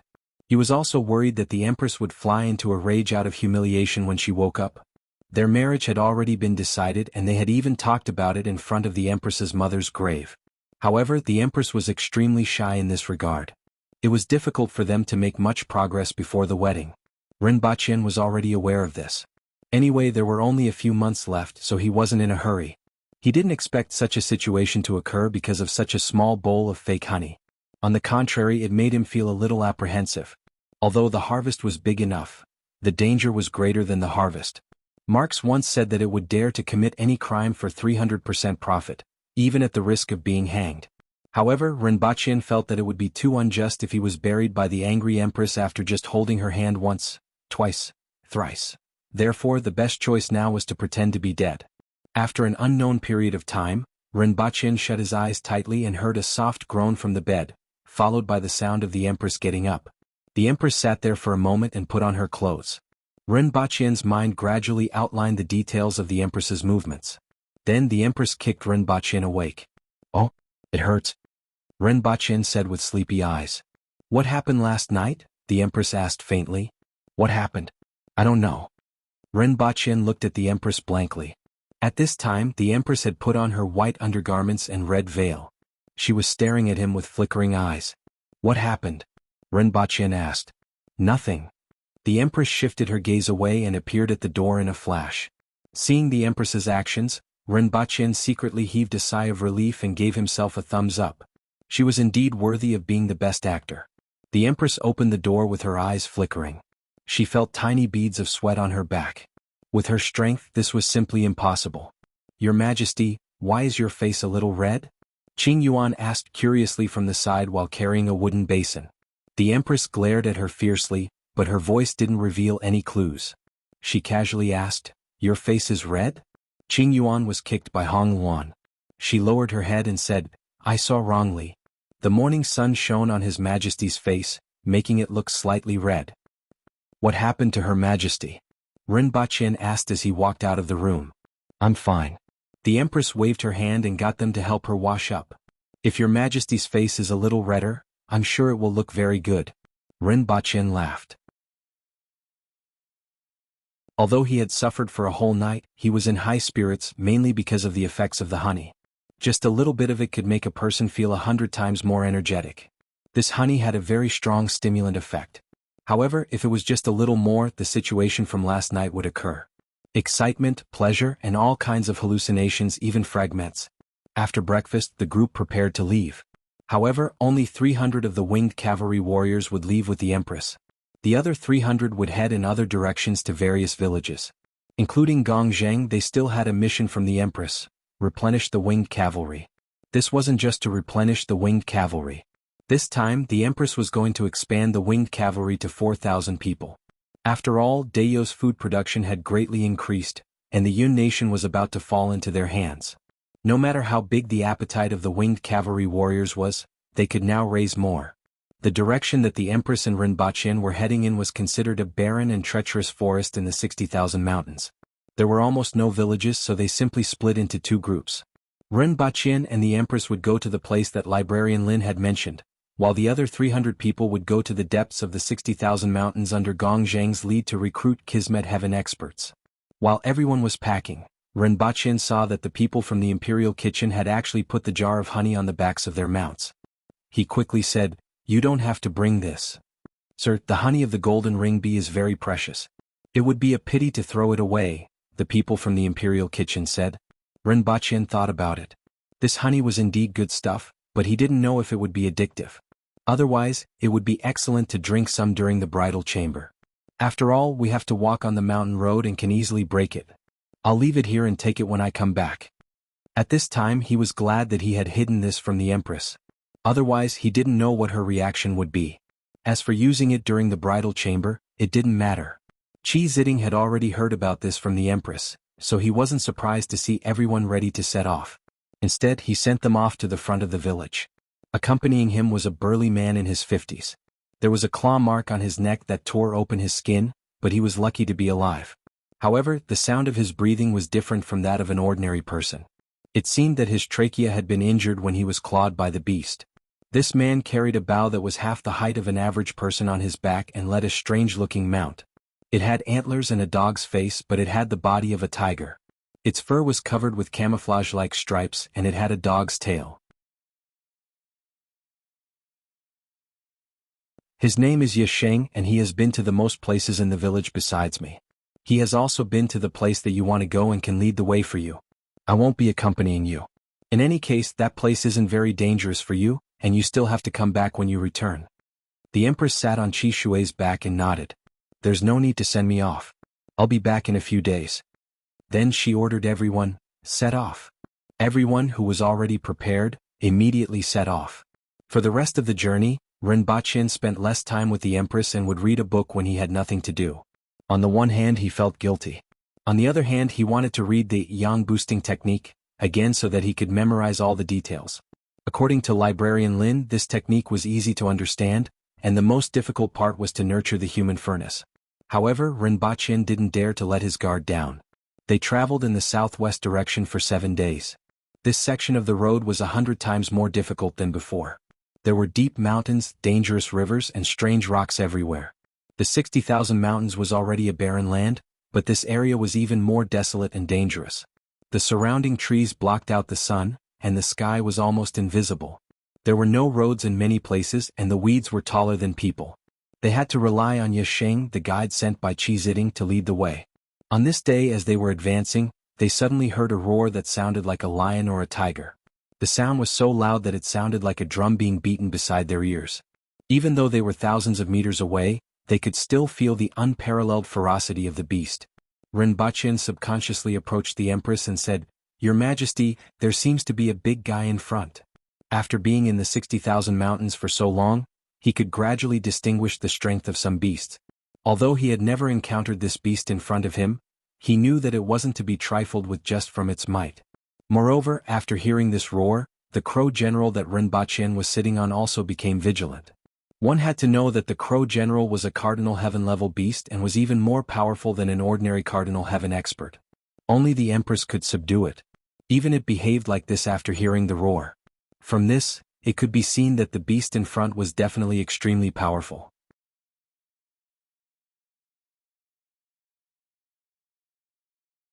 Chapter 751. Yisheng's words caused a commotion. The winged cavalry warriors in the team were all recruited from the 60,000 mountains. Many of them had heard of the Xiongyan when they were in the village. The aboriginals who visited the village mentioned it as a legend. It was said that 1,300 kilometers south of the Ya family village, there was a red mountain called Two Mountain. Some people said that a long time ago, there was a group of ferocious beasts on the mountain that were even more powerful than Cardinal Heaven experts. They wreaked havoc everywhere and destroyed many villages. Later on, an aboriginal expert gathered the troops of many villages to attack and exterminate the group of beasts. The expert died on the spot, and many villages also suffered heavy casualties. That mountain was dyed red by the blood of the aboriginals and ferocious beasts that perished. Ever since that battle, not even a blade of grass grew on Two Mountain. In the past 100 years, Two Mountain was occupied by another ferocious beast. It was a Xiongyan. It was more than 20 meters tall, had a human-like face, and was covered in short black hair. There was a silver line on its back and it had no tail. It could walk upright. This ferocious beast destroyed a nearby village as soon as it appeared.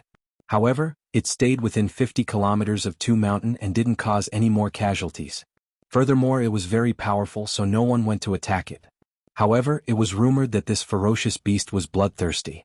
Unlike other ferocious beasts that killed for food, this ferocious beast killed for pleasure. Hence it was called Xiongyan. Are you sure it's a Xiongyan? Gong Zheng frowned as he looked at the dense forest in front of them. I should be right. I went to the vicinity of Two Mountain and saw a Xiongyan once. However, it was quite a distance away and it was hunting a ferocious beast that trespassed into its territory.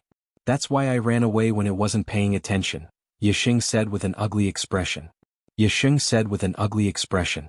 When he recalled the ferocious might of the huge ferocious beast, he felt perturbed in his heart. Is there any other way? Gong Zheng asked again. If we take a detour, we will have to walk for at least a week and pass through the venomous worm valley. Gong Zheng's expression became even uglier.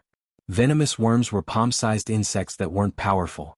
The problem was that they appeared in groups and many ferocious beasts avoided them. Furthermore, it was rumored that venomous worms were everywhere in the venomous worm valley. For this team, it was a greater threat than the Xiongyan. Come with me to see His Majesty. After listening to their conversation, the Empress pondered for a while and asked, How powerful is that Xiongyan? Your Majesty, there was a Cardinal Heaven expert in the village that was destroyed. He disappeared with the destruction of the village, so he probably didn't manage to escape. Yisheng recalled the rumors from back then, and a trace of fear appeared in his eyes. One had to know that Cardinal Heaven experts were like gods in the eyes of the aboriginals. They could be said to be the top experts. However, such an expert had perished before the Xiongyan. He hadn't even been able to escape. It was clear how terrifying the Xiongyan was. As Rinpoche listened, he had some other ideas. That Cardinal Heaven expert probably died to protect the village or to buy time for the ordinary people in the village. Although that Xiongyan was powerful, it shouldn't be so powerful that it was far more powerful than a Cardinal Heaven expert, to the point where it couldn't even run away. After all, this was only the middle layer of the 60,000 mountains, and they were still very far away from the deeper layers. There weren't many Cardinal Heaven beasts in this area, let alone such a powerful one. However, just in case, Rinpoche said, Your Majesty, why don't we go back and not go to the spiritual spring? If we were to encounter danger and lose manpower because of this matter, it would be a great loss. The Empress glanced at him and said, I'm going to take a look. I want to see how powerful that Xiongyan is. Your Majesty. Gong Zheng hurriedly stopped her. Don't try to persuade me. I'm just going to take a look. The Empress waved her hand. Your Majesty, I'll go with you. Rinpoche immediately said. Gong Zheng squinted at Rinpoche. Are you going to be a burden? If Her Majesty and I don't come back in 2 hours, you can go back a day's journey and wait for 3 days. We will definitely come back, Rinpoche said to Gong Zheng. The Empress immediately understood what Rinpoche meant. Your Majesty, please wait a moment. Rinpoche thought that it was better to bring Lin Xiaola along. At least she could be used as a meat shield. The beasts were still roaring in the distance, which made Gong Zheng even more worried. Beasts wouldn't keep roaring like this. Usually, they would only roar like this when they encountered a strong enemy that was even stronger than them. Could it be that there was a beast that was as strong as the Xiongyan? When did the middle area of the 60,000 mountains become so dangerous? Rinpoche followed the group and found Lin Xiaola, who was lying on the back of the jumping goat. Then he kicked her in the small buttocks. Lin Xiaola jumped up and gave him a claw. Although Rinpoche sensed that something was wrong and tried his best to shrink back, he still felt a chill on his face. Then he felt a tingling sensation and warm liquid flowing on his face. Lin Xiaola's nails were about an inch long as she glared at Rinpoche. "I woke you up to eat sweets," Rinpoche said calmly. He was already used to the wounds on his face and just needed to apply some ointment. "Oh." Lin Xiaola was furious a second ago, but she calmed down a second later.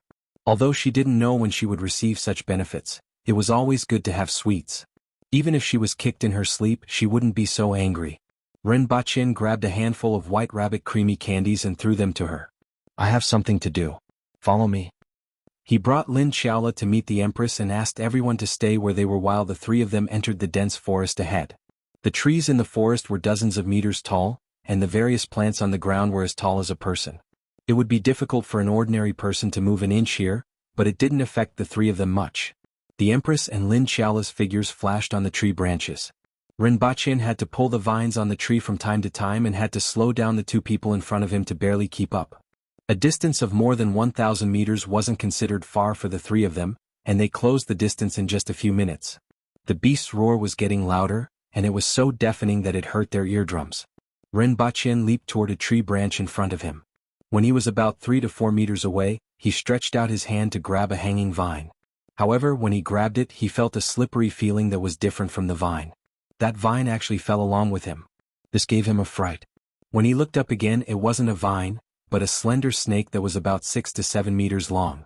It was waving in his hand and trying to bite him. Swoosh! The shadow of a claw slashed across, and the snake was immediately divided into 6 parts. Lin Xiaola carried Rinpoche and kicked off the tree trunk before landing on a branch. That gave me a fright. Rinpoche patted his chest with lingering fear. Using a snake as a vine to pull was indeed frightening. Fortunately, he wasn't bitten. One had to know that there were many venomous snakes in this mountain. Rinpoche spoke very softly for fear that the beast in front of him would hear him.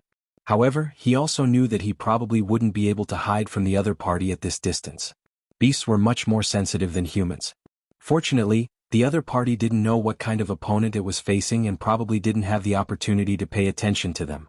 After jumping 2 more branches, Rinpoche began to feel a little strange. This was because there wasn't any open space around them. There were tall trees, various vines, and all kinds of vegetation covering the ground. According to the sound, the other party should be on the ground in front of the three of them. However, that Xiongyan was said to be more than 20 meters tall and had a huge body. How could it possibly be squeezed in such a forest? However, the sound came from the underbrush diagonally below them. The three of them looked around but didn't see the huge beast that they had expected. Instead, they saw a familiar figure, the Bichi. The Bichi stood on a branch and stared blankly in a certain direction with its small eyes full of doubt. Following the Bichi's gaze, the three of them finally found the so-called Xiongyan. A 1-meter-tall gopher with a gray head and brown other parts of its body was standing there, waving its small claws and roaring at the Bichi. As it opened its mouth, it let out a sound that didn't match its size at all. It was loud like thunder and full of ferocity. However, its body and face didn't match the sound at all. It was like a rabbit letting out the roar of a Tyrannosaurus Rex, which was full of dissonance. Its playful face was now full of anger and a little puzzlement. In the past, I only needed to roar like this to make all the surrounding animals run away. Why aren't you running away? Aren't I tired of roaring? The Bichi was also dumbfounded. Why is this thing roaring at me? It's neither fighting nor running away. Why is it just standing there and roaring? Furthermore, how can this body make such a loud sound? Is this a Xiongyan? Rinpoche pointed at the thing that looked like a gopher and couldn't believe it. It was different from what he had described. The Empress was also puzzled. In a flash, she landed behind the gopher that was roaring at the Bichi, reached out, grabbed the back of its neck and lifted it up. The gopher panicked at first, then turned its head and roared at the Empress. The Empress's expression became even weirder. This roar really made her feel like she was facing some kind of powerful, ferocious beast. She even subconsciously felt vigilant. However, the thing in her hand was at most at the man-will level. It couldn't struggle at all when the Empress grabbed it.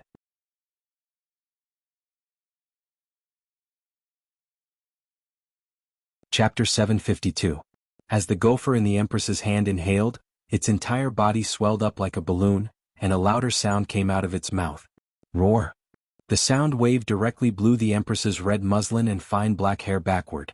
Rinpoche covered his ears from the tree trunk and was horrified. He used to use a loudspeaker in the imperial court to win people over by virtue. Therefore he was more sensitive to the decibels of sound. He estimated that the voice of this mole creature was at least 170 decibels or more. The sound of a chainsaw was 110 decibels, and the noise of a jet plane was around 130 decibels. The noise produced by a rocket was only 160 to 170 decibels. The sound of this gopher's voice was even louder than that of a rocket. A noise of 170 decibels could not only deafen people in an instant, but it could also kill people at close range. Although it could kill ordinary people, it was enough to show the power of such a loud sound. Even an earthwheel expert would be greatly injured if he heard such a sound at close range. For example, Rinpoche's ears buzzed with this roar, and all other sounds seemed to become softer in the distance. He was still more than 10 meters away from the gopher, and it wasn't in the direction of the gopher's roar, but he was still greatly affected.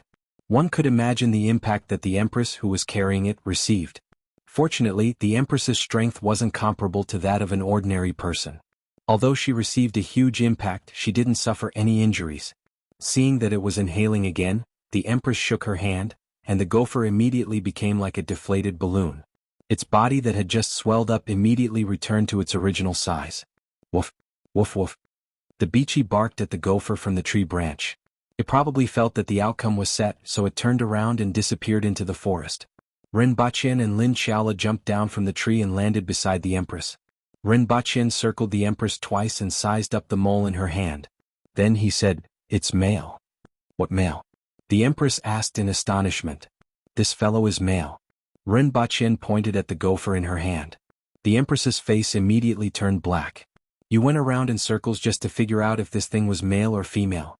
You've been keeping an eye on Qi Shui and the Crow General every day, and now your first reaction when you see a ferocious beast is to look at its gender first?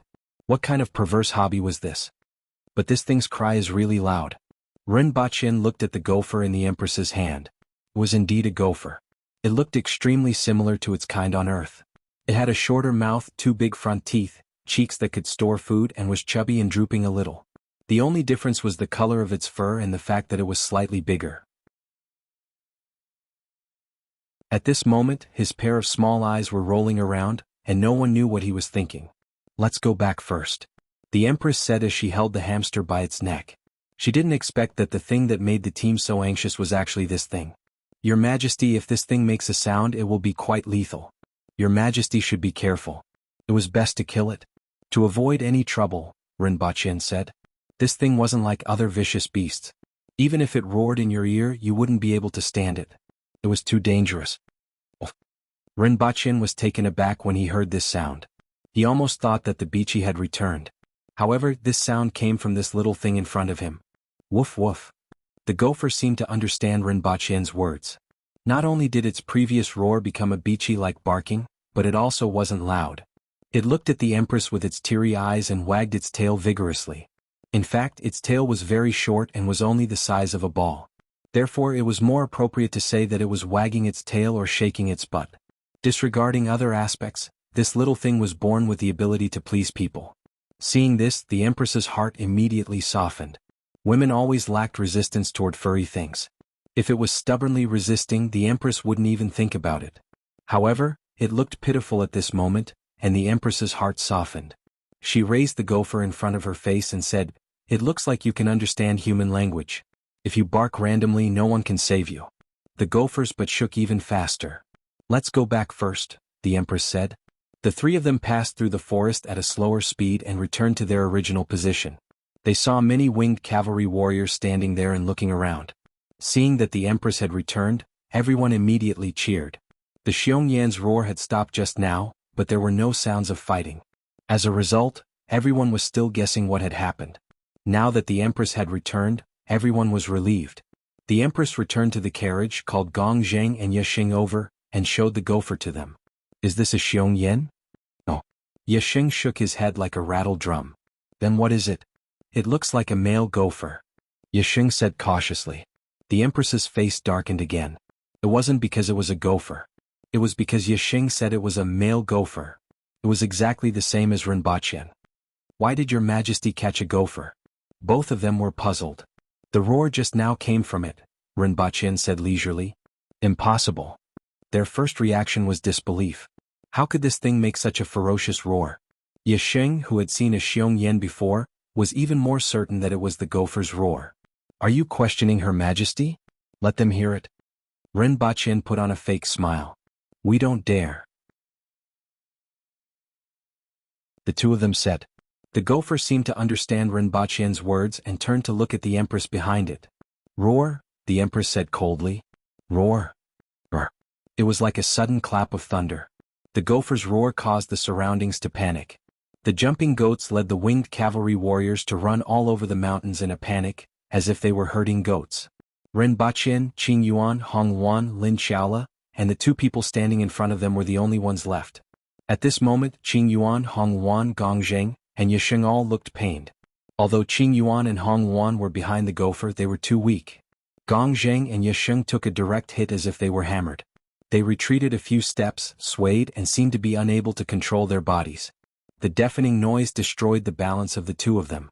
After the gopher finished roaring, it looked pleased with itself. It seemed that it was very confident in its voice. Rinpoche put down his hands that were covering his ears and smiled at the two of them. How do you feel? The two of them looked at Rinpoche blankly. Their ears were buzzing and they couldn't hear what Rinpoche was saying. Both of your noses are bleeding? Rinpoche pointed at the two of them. Damn. Their eyes and ears are bleeding too. Rinpoche was shocked. Did something happen to the two of them? After 7 or 8 minutes, the two of them gradually recovered, proving that it was a false alarm. However, they still had to shout when talking to the two of them. Otherwise, they wouldn't be able to hear him clearly. Tell me, how should I deal with you?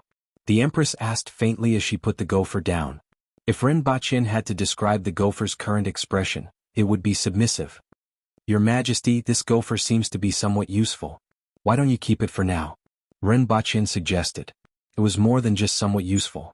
Gong Zheng was considered extremely powerful in Kismet heaven, but his balance was destroyed by this gopher that only knew how to roar, causing him to bleed from all his orifices.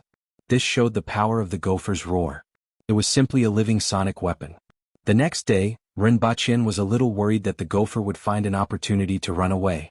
However, he slowly realized that not only did the gopher not run away at night, but it was also extremely close to people. It wasn't only the empress but also Rinpoche, Qing Yuan, Hong Wan, and everyone else. Qing Yuan and Hong Wan laughed and kept rubbing the gopher's belly. It also liked to turn over and let people touch it. Even if Rinpoche flicked its penis, this gopher seemed to be born to please people. Rinpoche gave it a name, Roaring Emperor. Rinpoche felt that this name couldn't be more appropriate. In addition, he realized that this gopher seemed to be able to imitate the sounds of other creatures. Not only did it bark like the beachy, but it also made the sound of a jumping sheep. Furthermore, it imitated it very well. If one closed their eyes and listened to it, it really sounded like a jumping sheep. Even the winged cavalry couldn't distinguish it.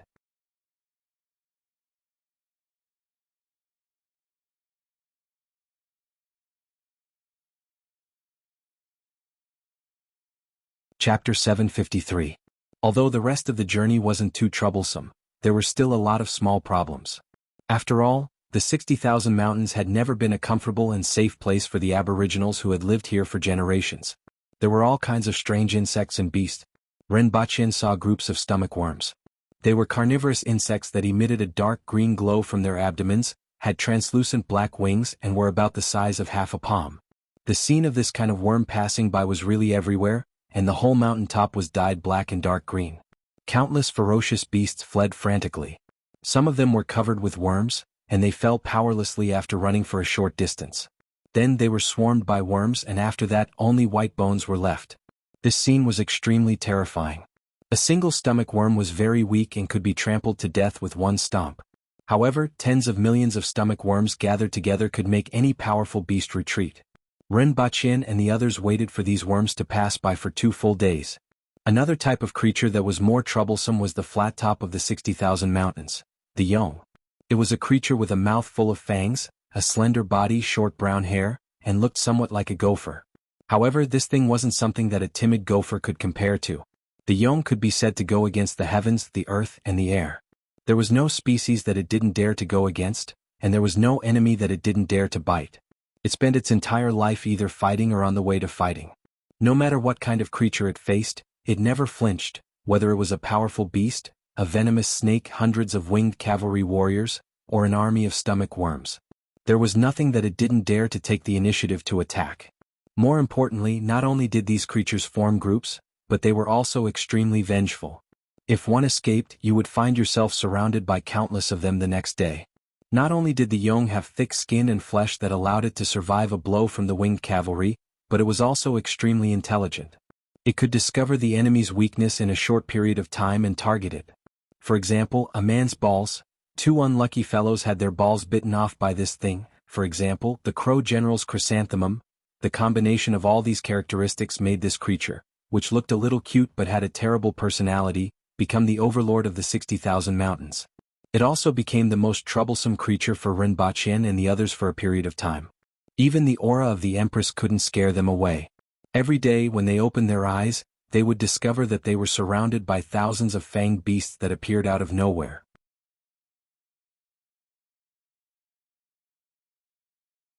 They simply couldn't kill all of them, and this gave everyone a headache. In the end, the one to solve this problem was Roaring Emperor, whose combat power was so weak that he could only rely on roars. This kind of beast had rough skin and thick flesh. It was very resilient and its body was also very agile. However, it had no resistance to the Roaring Emperor's roar. With a single roar, a small portion of them fainted. Even if they didn't faint, their balance was greatly affected and they died under the blades of the winged cavalry. The price was that for 3 days, most of the winged cavalry couldn't hear anything clearly. You have to yell to talk face to face. Seizing this opportunity, the Aboriginals finally comprehended sign language. In addition, there were many exotic flowers and herbs that he collected along with some leftover ferocious beasts. He brought them back to Earth and handed them over to the laboratory. After leaving the Ya family village for a full 21 days, everyone finally arrived at a barren land. Gloomy forests, rugged rocks, and gusts of chilly wind were all that was here. The blood-red land was everything. Rinpoche felt that the sky here was somewhat gloomy and wasn't as bright as other places.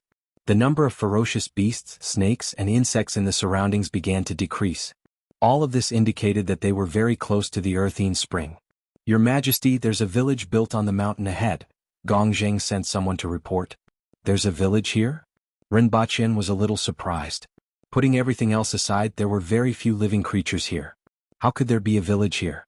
"Your Majesty, if possible, it's best to take a detour," Yisheng said as he rode his mount back. "I passed by that village when I first came here. The people inside are very strange." Hearing this, the Empress and Rinpoche felt that it was strange. As there were many ferocious beasts in the 60,000 mountains, it was extremely dangerous. The Aboriginals lived in groups, and unless there was hatred between them, they wouldn't pass by a village without entering it. After all, it was safer to spend the night in a village than in the wilderness. Not to mention Yisheng's words, the people inside are very strange. "What do you think, Your Majesty?" Rinpoche turned his head and asked. "The Aboriginals in the 60,000 mountains are all my people. Why should I take a detour? I want to see if there's anything wrong with it," the Empress said. Hearing this, Yisheng had no choice but to lead the way. Soon they arrived at the village and Rinpoche and the Empress began to feel that something was wrong. Logically speaking, in such a desolate place with so many people, the people in the village would definitely come out to check and ask questions. However, no one came out when they arrived at the village. Furthermore, the gate of the village was wide open, and there wasn't a single Aborigine inside. Everyone's first reaction was that the people in the village had left, and this place had been abandoned. This was very common in the 60,000 mountains, just like the village that had been destroyed by the Xiongyan. However, there weren't any signs of destruction around this village, which was a little strange. "Gongzheng, go and take a look," the Empress ordered with a frown. Gongzheng led 10 cavalrymen straight into the village. After a while he came back with 2 people and threw them on the ground. "Your Majesty, there are people in the village. We have caught 2 of them." Rinpoche looked up and saw that one of them was an old man and the other was a middle-aged woman. However, both of them had one thing in common. They weren't wearing anything and were completely naked. However, this wasn't what caught people's attention. It was their expressions that were dull, numb, and without any color in their eyes. Even though they were caught and thrown into the group by the winged cavalry in front of so many people, their expressions didn't change at all. Another thing was the color of their skin. Most Aboriginals had bronze-colored skin, and only a few of them had fairer skin when they were exposed to the sun. On the other hand, the skin of these two people was greenish-black. Looking at these two people, even a fool could tell that there was something wrong. "Who are you?" the Empress asked as she sat in the carriage. "Don't you know how to greet me when you see me?" However, their expressions were still dull as if they hadn't heard what the Empress said. The Empress frowned. She didn't think that these two people were ignoring her, but that they were really strange. "Are you deaf?" Gong Jing scolded. "How dare you be so indifferent in front of Her Majesty? I will kill you." "Sir, it's useless," Yixing said. "What do you know?"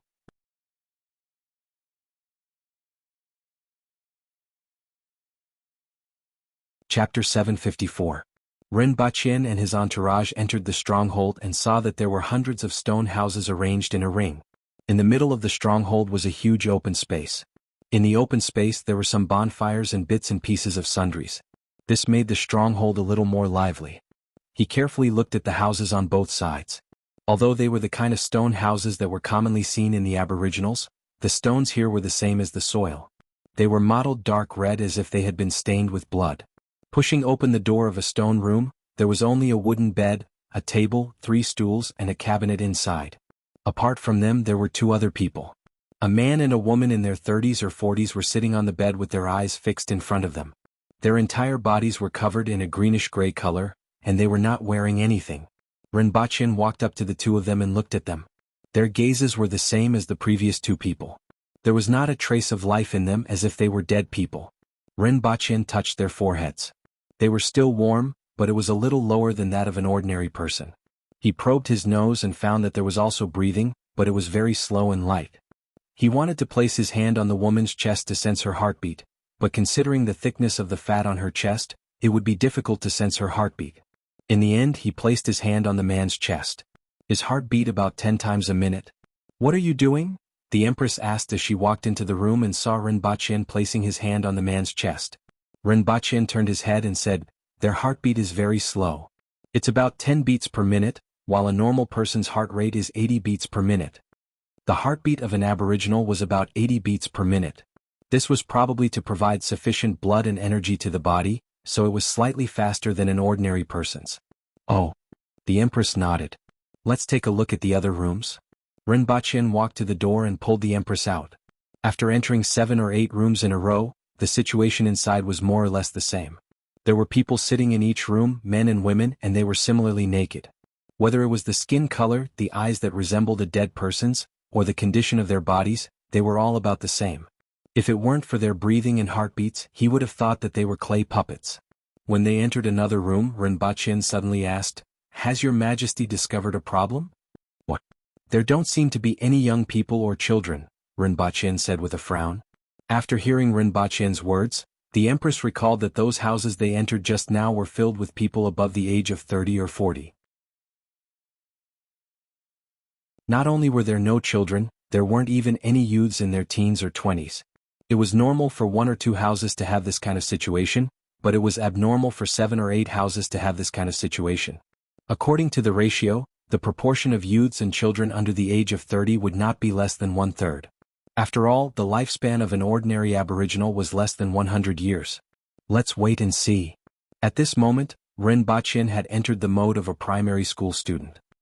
He had never encountered such a strange thing in his life, and such a strange village had piqued his curiosity. "Justice." The Empress called Gong Zheng as soon as she stepped out of the door. "Get someone to check all the rooms and see if there are any youths or children below the age of 30. Rinpoche didn't care about the Empress's arrangements. Instead, he pushed open the doors one by one to take a look. When he had walked past half of the houses, Gong Jing sent him a message, "There are no young people or children in any of the houses."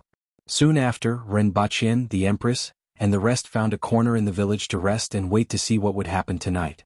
According to Yesheng, these people would come back to life at night. Rinpoche pondered for a long time while he was resting, but he couldn't come up with anything. Instead, he had a lot of messy and unreliable ideas. For example, being possessed by ghosts or that the people here had died many years ago. After all, this place was very close to the Earthine Spring, and it was only a day's journey away. Legend had it that the Earthine Spring was a passageway to the world of the dead. Coupled with the strangeness of this village, Rinpoche's imagination ran wild. When everyone arrived, it was already close to 3 o'clock in the afternoon.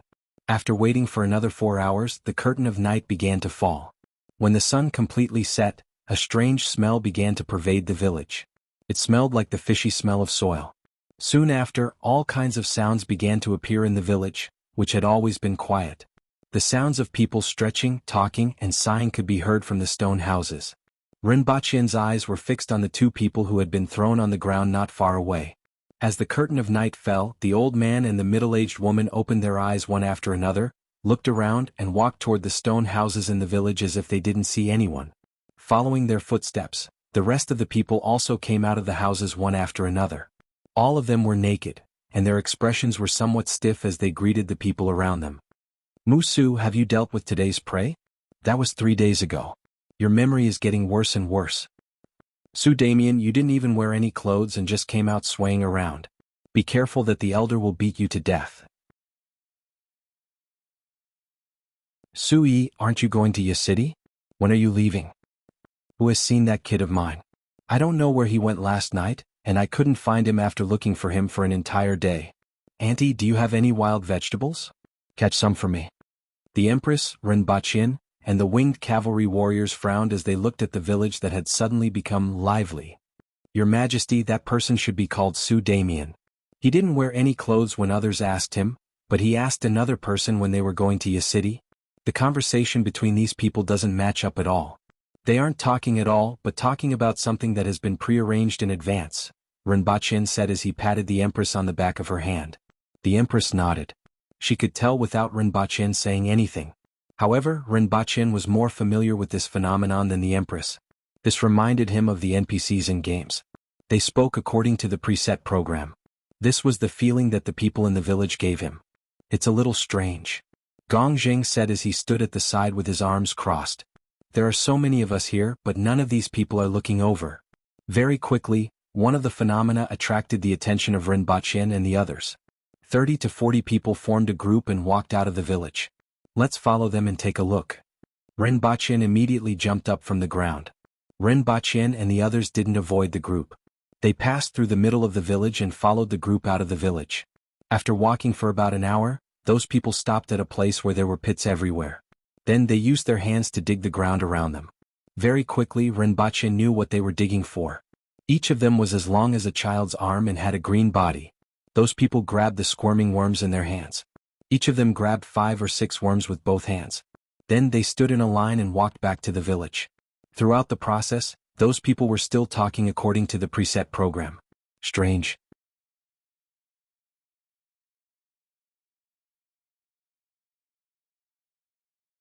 Chapter 755. Under the red moon, more than 100 aboriginals were eating food in the village. They were green worms that were as long as a child's arm. When they bit down, there would be a chi sound and a blue liquid would spurt out. The worms would also squeak. Rinpoche, the Empress, and the others who were watching from the side felt their blood run cold. What's going on?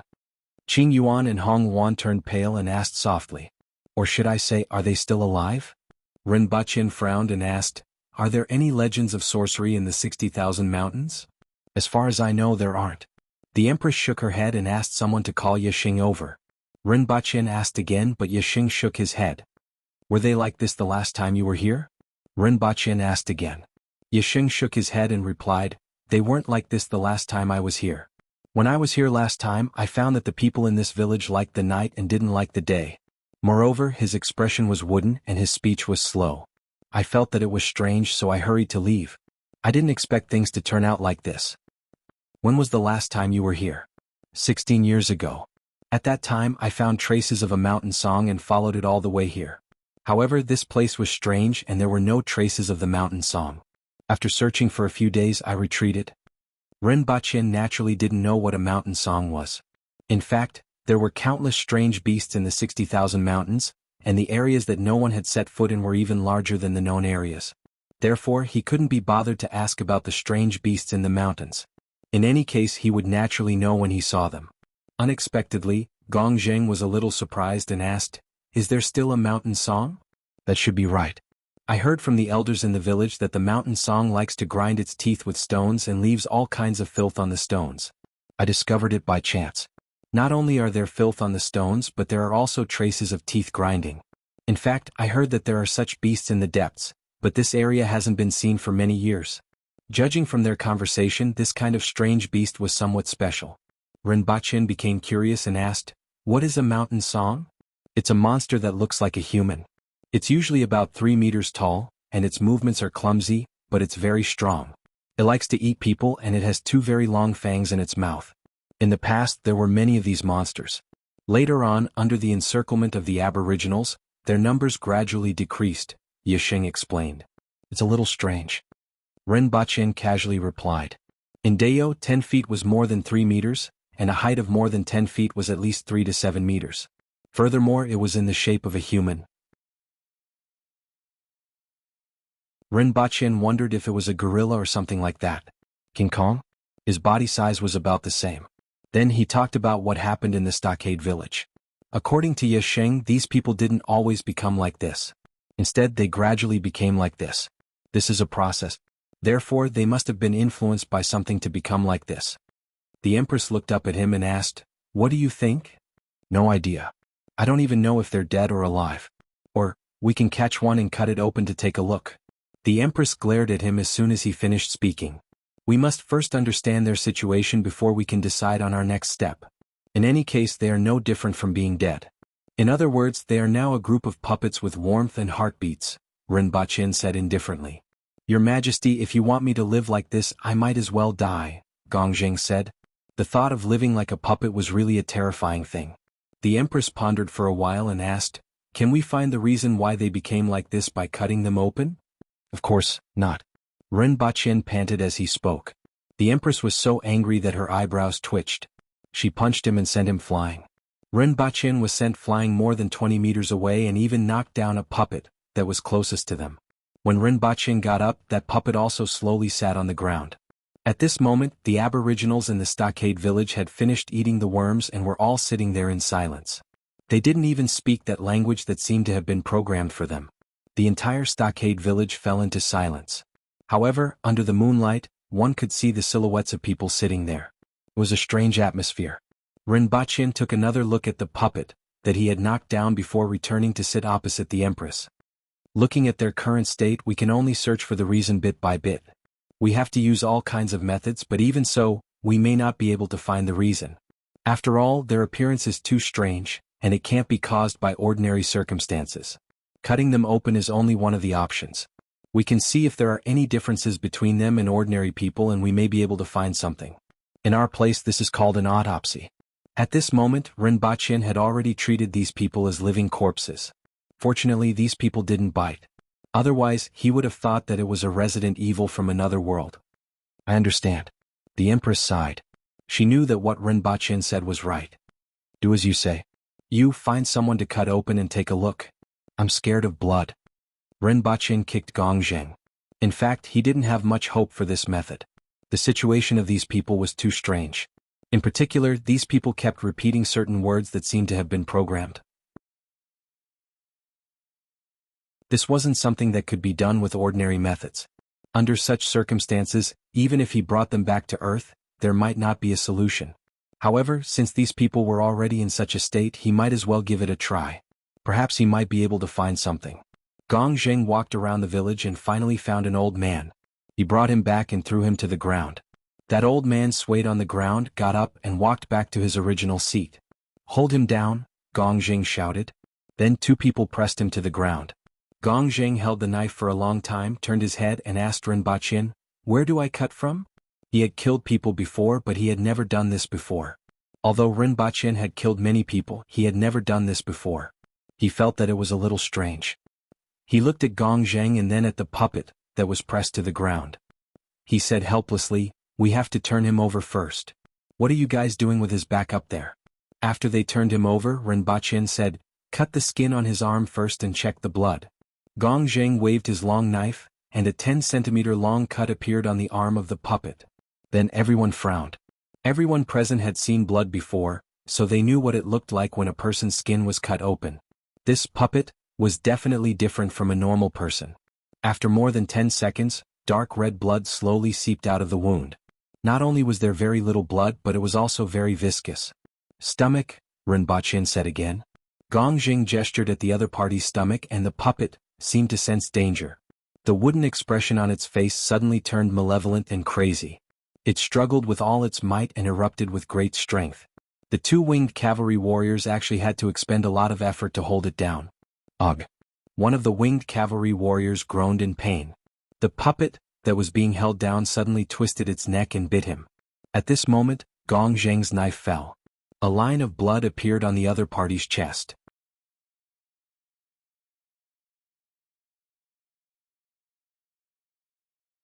Chapter 756.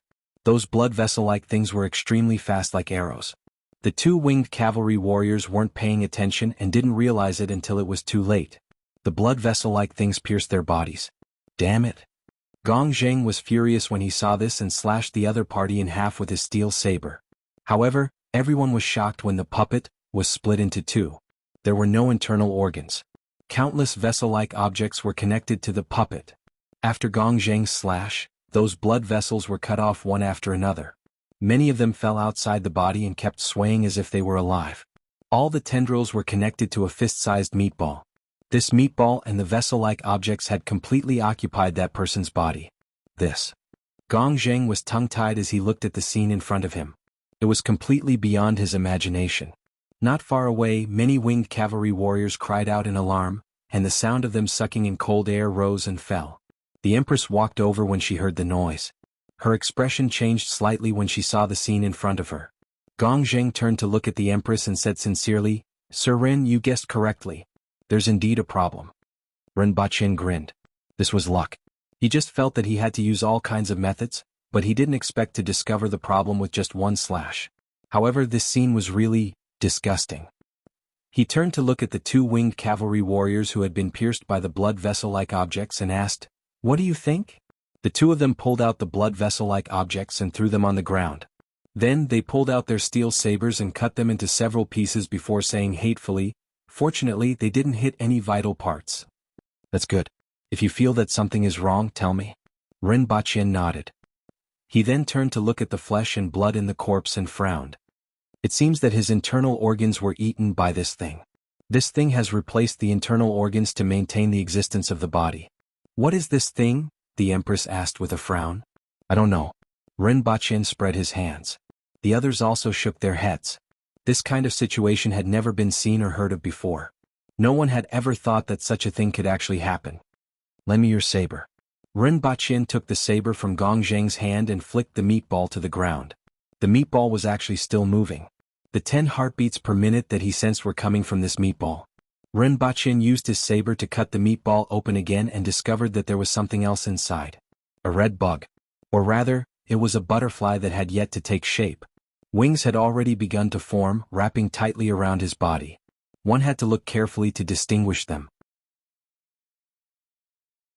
As the meatball was cut open, the liquid inside flowed out, and the layer of wings began to slowly unfold.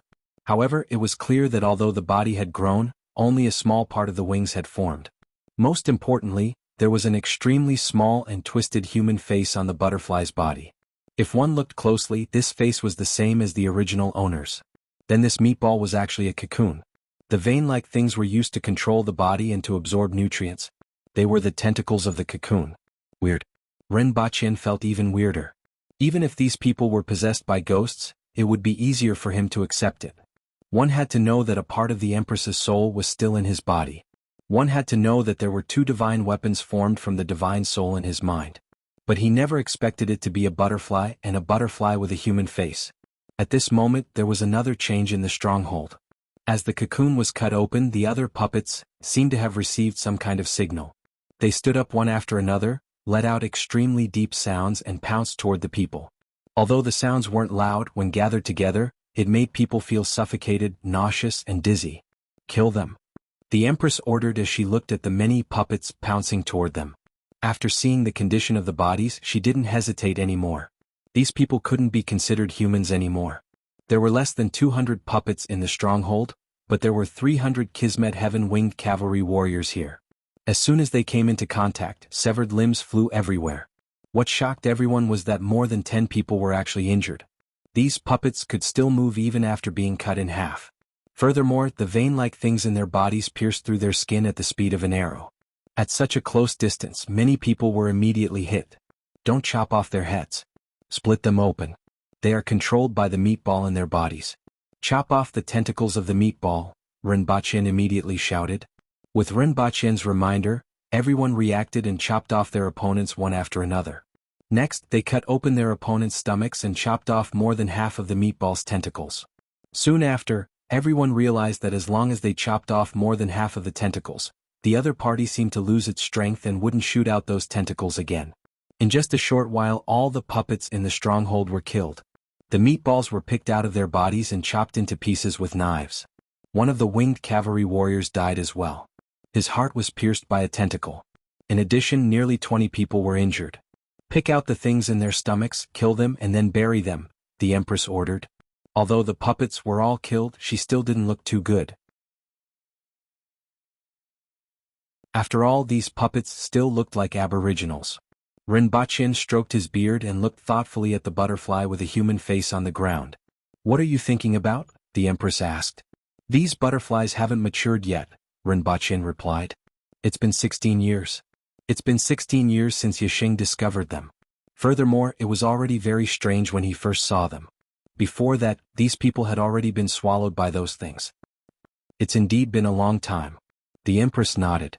Even if it was 16 years, it was still a long time since these creatures hadn't matured in their stomachs for 16 years. Rinpoche raised another question. That's why there aren't any children here.